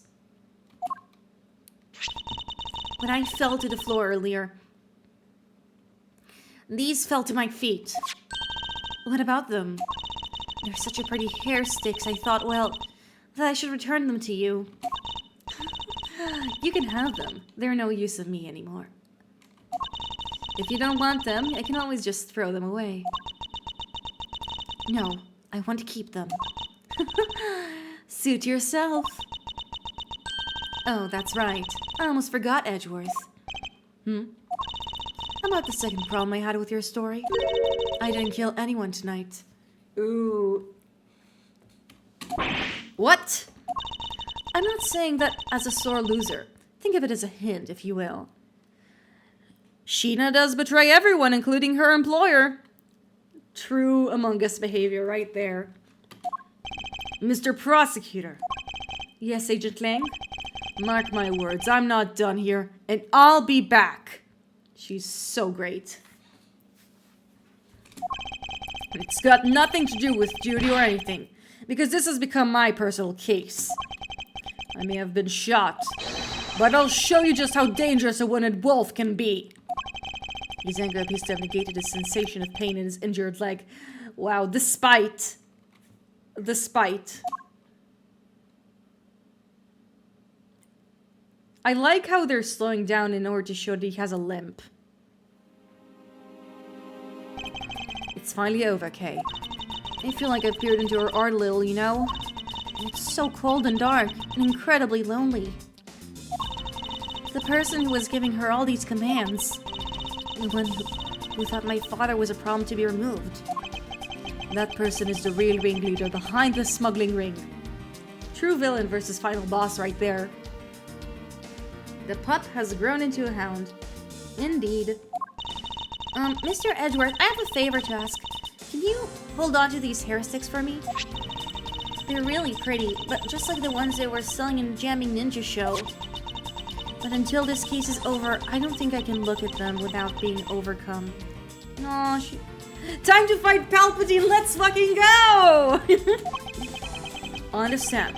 I'll take good care of them for you. There's a bit of sort of suck into the end of these sticks. Oh, I guess it's time to already, huh?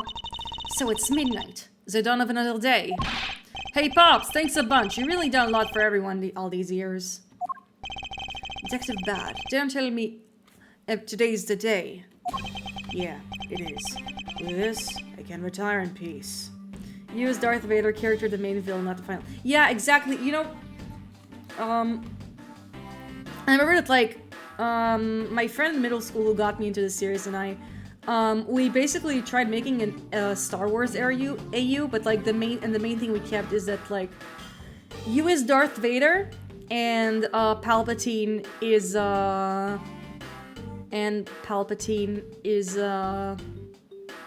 villain that we're gonna meet next stream probably. I'm not gonna spoil it. I was about to spoil it. I won't. It was down to the wire, and we almost didn't make it. But we did it. We solved everything. But that's just it. We haven't solved everything yet. The ringleader of the smuggling ring, you, the Atagarasu, were chasing after. The legend of the Atagarasu is now over. Mr. Edgeworth, that bit of logic earlier, it was brilliant. I feel like I can leave it in your hands. I'm counting on you. Is it really true, Uncle Bad? Were you also part of the Atagarasu? As I said to you earlier, Kay, I'm truly sorry. I wanted nothing but peaceful life for you. Uncle Bad. Hey, don't take it so seriously. It's all just one big joke, right? Oh, Gumshoe, way to kill the vibe. Unfortunately, it isn't. Of course, come on, sir. She's just yanking my chain, isn't she, Mr. Edgeworth? Detective Bad. No, wait, no, you're no longer a detective, Mr. Bad. I'd like to ask you about the Atagarasu. Not you too, Mr. Edgeworth. Oh, he's in denial. He's in denial, no. Mr. Edgeworth, here, I should give these back to you. These are the pages from the KGA case files that the Atagarasu stole from my office. Wait, what? Yeah, he is. I like how he has a soft spot. I like that, like, despite the fact he did a lot of crimes and, like, hid information, he still, like, cares both about Kay and, he cares both about Kay and Gumshoe. He may not, he's a softie. He sucks in a lollipop. He looks like a gruff, sexy old man, but he's cold, but he's actually he's a pretty good noodle at the end of the day. He's a great character. I agree. Mr. Edgeworth, I must apologize for last night. Yeah, even Edgeworth. Yeah, I do like that they brought him back in game 2. Yeah. He even apologizes for threatening him. So Yatagrasu stole in the room was you, was it? Wait, that means what? Tell me it's not true. That's too insane for me to believe, sir. It's true, even if it's not something you want to hear. The KG8 incident. It was a very emotionally trying case. We stood in that courtroom, Faraday and the prosecutor, and I as the lead detective. Faraday had evidence in his possession that would prove the defendant guilty. However, because it was stolen, the defendant was found innocent. You was the elder sister of the victim in the case. The defendant was pronounced not guilty. She let out a great wail. That's when we realized that there was a limit to what a law could do.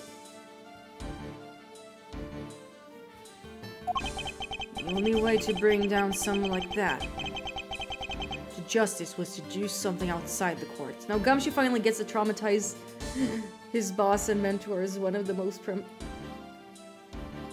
traumatized boss and mentors. Oh, no! Poor guy.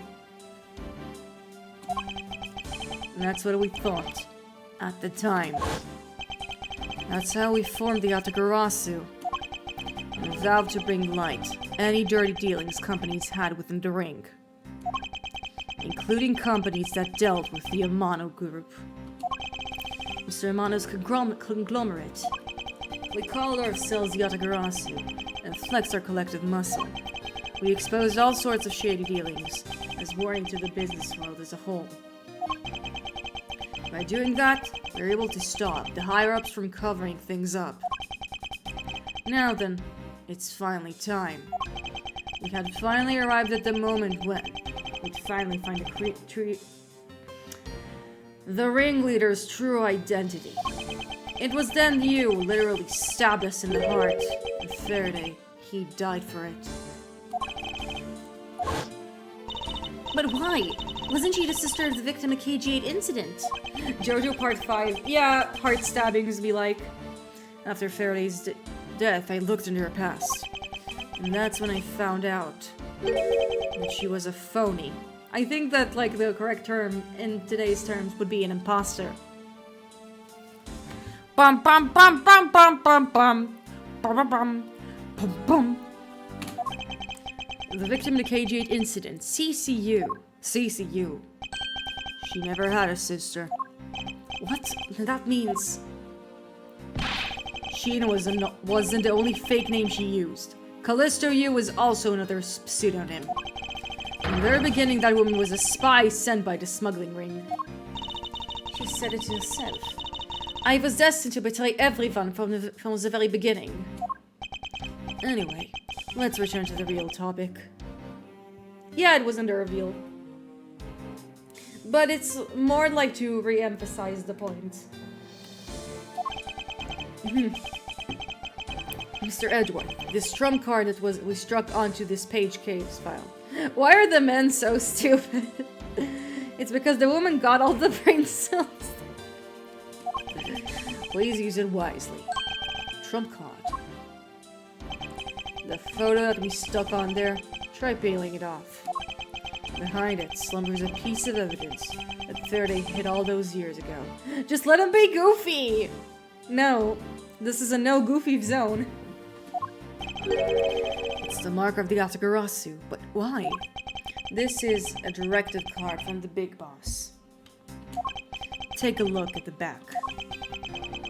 This was something Kochan had on him the time of the KG8 incident. 10 years ago. Ken left, as did the silly.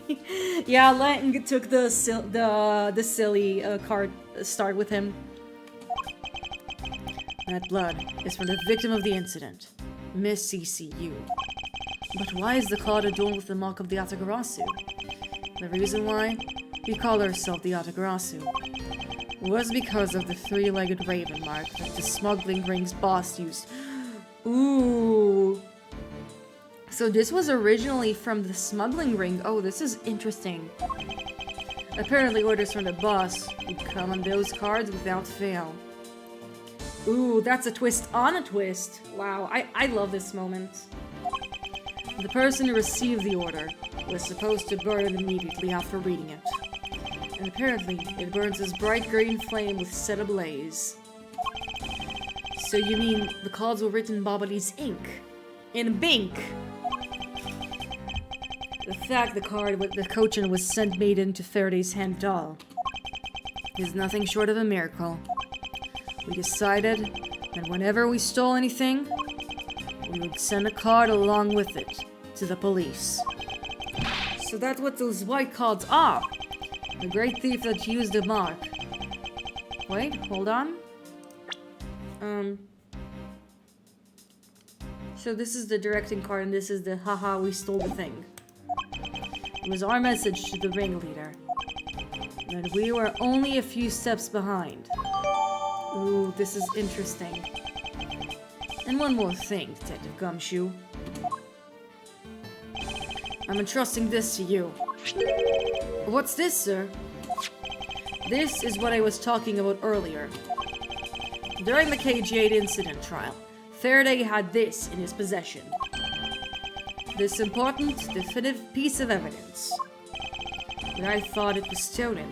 How do you have it? The person who stole it from us 10 years ago was a man by the name of Ernest Amano. And he had it locked up and hidden away for all this time. But we forced him to tell us where it was finally, after the other kidnapping case. Ooh. What I talked about earlier, several years ago. This video. Wait, don't come any closer! I'm warning you! This is the same video as the one Mr. Portsman was trying to conceal from me. Yeah, it would seem that even he was caught up in the ring's web. Amano was preparing to take on the boss someday.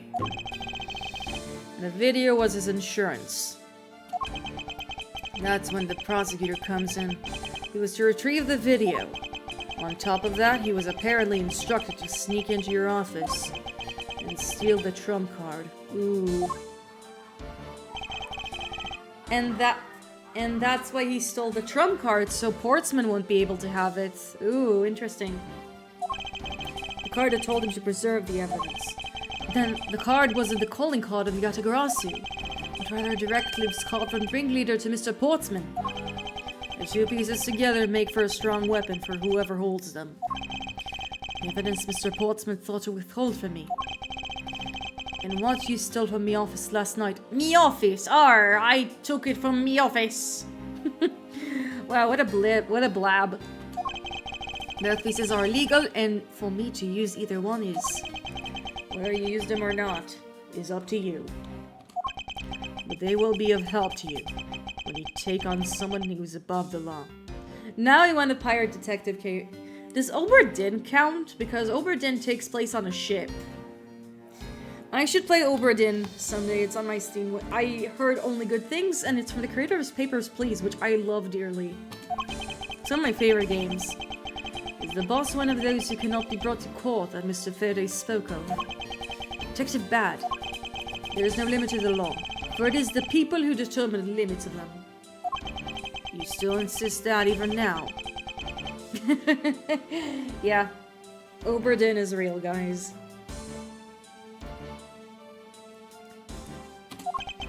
I leave the rest in your hands. Now then, Detective Gumshoe. The handcuffs. It's time for you to lock up the last remaining member of the Atagarasu. Pops, don't ever lose your detective spirit. Pops, why is this happening? This isn't justice. Bad ending of investigations where Edgeworth become the crime boss leader of the smuggling ring. Goes down like a chat. Yeah.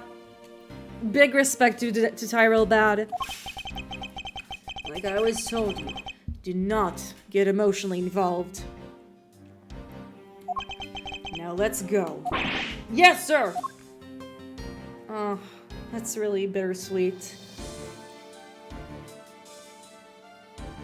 Meanwhile, Kale was just like flopping there.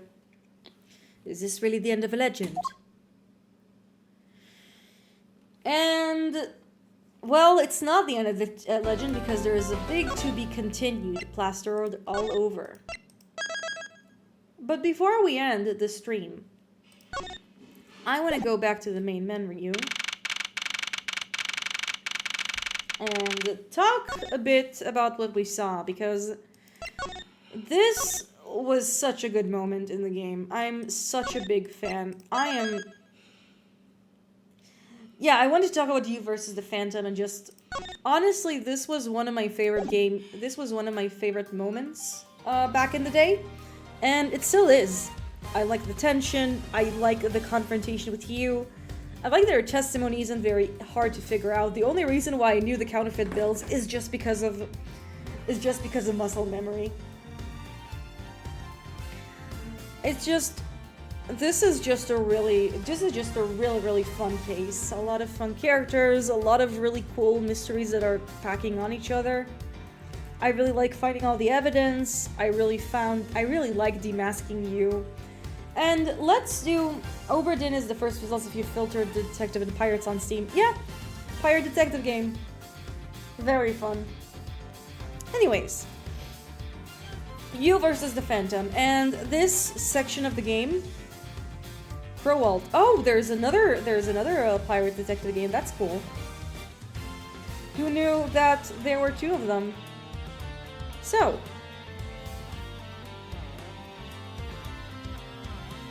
back to the Matterhorn, Disco Elysium, but on a ship is what I want one day. Maybe that's what the many inheritance of Zaum of the Disco Elysium team will make. Maybe. So this section is going to include Disco has a ship. It does, and that's where the corporate lady is at. I like her, she's cool. I want to finish Disco Elysium one day. I really like what I played of it so far. It's just that, like, real life events happen and it kind of took the wind out of my sails, but I do like how, like, the union leader is a complete schmuck and the corporate leader is much more refined. It's really nice. Which ending or just an ending? I took a break from the game. I didn't finish it, because of reasons. Personal reasons. But yeah, I'll come back to it later. I had a lot of fun with it. We might stream it. Maybe we'll stream it after we finish Dave the Diver or something. I'm still like trying to figure out like what the next series is. I'm just like bouncing ideas around, so no promises. Yeah, I wanted to finish it. But I might like begin a different run just because I'm pretty far in. Anyways, we're going around in circles and not reaching the you just want to beat it? I just want to beat it first. I haven't gotten all the endings, but yeah, I'm a big fan of Disco. It's okay. So, this section is going to include big, huge, very big spoilers for Dual Destinies, the 5th Ace Attorney game. So, the big twist in the Ace Attorney game is that Detective Bobby Fulbright, who is the main detective in that game, was actually a hitman assassin called the Phantom, who was an emotionless husk who killed Athena's mom and also Apollo's best friend.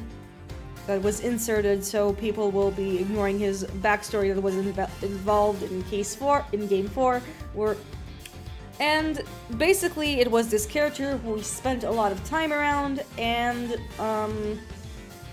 then we basically found out that he was this different guy this whole time. I'm not a big fan of Bobby Fulbright. Like, the twist happened. It has been a while since I understood it, but like, they did the twist twice, and I'm gonna tell you why I like the Callisto U twist better. And first of all, it's because we get a pretty good vibe of like her true personality and her true nature throughout her appearances in Ace Attorney Investigations. Because honestly, it's not her personality that she hides. Like, sure, like with Callisto U, like she basically hid the fact that like she's laughing a lot, like that she has a twisted sense of humor, like the Joker, I mean. But like, you know her vibe pretty early on. You don't need which makes her much more interesting, and even talk to her. Like the only thing, and with the Phantom, like his main thing is like he was overly emotional to the point of like being a grown-ass child. He had some funny bits with Blackwell, and maybe it's the fact that like he was a little too gung-ho about like yeah. To quote the Gamer Core, we learned more about you as a persona. We know who the Phantom was, but nothing about him, and even about Yu's secret identity. We know a lot about it. We know she's betraying, and we know she's lonely, and we know she's cold. We never fully learn who Yu is, but like we learned some bits, and at first we learned she's a very cold and lonely person. I think that like her motivation is just like who she is. She is the betrayer. She is like the spy for the smuggling ring. It's just like her nature. It's like who she became. We don't get a full backstory, but like because we spend so much time around her final act, like around her persona, it's much more interesting. Like with Bobby Fulbright, who by the way was killed. Coder 2 intensifies, I see. So there is also the Coder vibes. With Bobby Fulbright, we spend a lot of our times next to Bobby Fulbright. Like the persona. Like the goofy, detective who is very childish and very emotional. And very naive and has a strong sense of justice. And you know what I like? I think, like, I said it, like, it's been years since I played Dual Destinies, like, the last time, but, like, one of the things that did not hold up was, like, Bobby Fulbright just came up as really annoying, and it's also just the fact that, like, Bobby Fulbright is supposed to be a 33-year-old man, Phantom or not, and he does not act his age. There must always be... Ooh, nice. Yeah, Callisto U is very Sith-coded, you know what I mean? So, not only does he not act his age, and like that's what I like about Gumshoe and it's what I like about Gumshoe and Emma. Even Gumshoe Investigations, they do like give the vibe of like grown-ass adults. Gumshoe is still an adult, a bit like very dim-witted, but still an adult. Emma is definitely a 25-year-old woman in crisis because she didn't get the job she wanted. Oh, Emma, my beloved. And, like, and when it comes to, like, getting the final reveal that, Bobby Fulbright was, like, the big guy who did everything, it's cool on paper.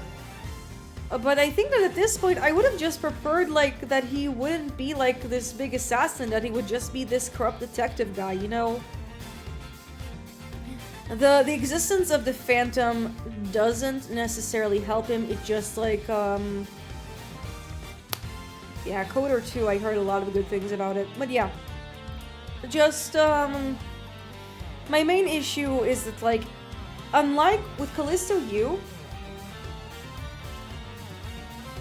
with Callisto U, it feels that her being this mysterious character, but like she was still very much established as a villain for like this entire time.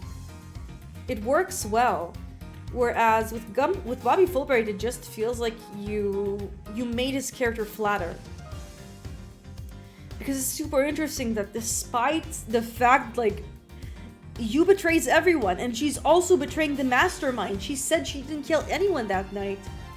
That's so brilliant. It really shows, like, this force of nature that she is. And, like, the kind of people the smuggling ring people say. And it's like, we love you here. We love Callisto you / Sheena. She's awesome. And now that she's out of the picture, things are going to get... Like, this was the peak. It would be super funny if she lied when she said she didn't kill anyone just to mess with everyone. Yeah, but it didn't happen. And technically, she did kill Kay's dad, so it's not like she didn't kill anyone. Even though, Ace Attorney villains who kill nobody are a thing that happened, and like... But, like, did not kill anybody directly. That's also a thing I really like. But anyways, that's enough yapping for today. Thank you so much for attending tonight's stream, and we'll be continuing Dave the Diver on Monday. And on Wednesday, I'm going to pick something to play. I had a couple ideas in mind. I will update the schedule when I link on it. And on Saturday, hopefully, we will be continuing Ace Attorney Investigations and approaching the final act of the first game. Stay frosty until then.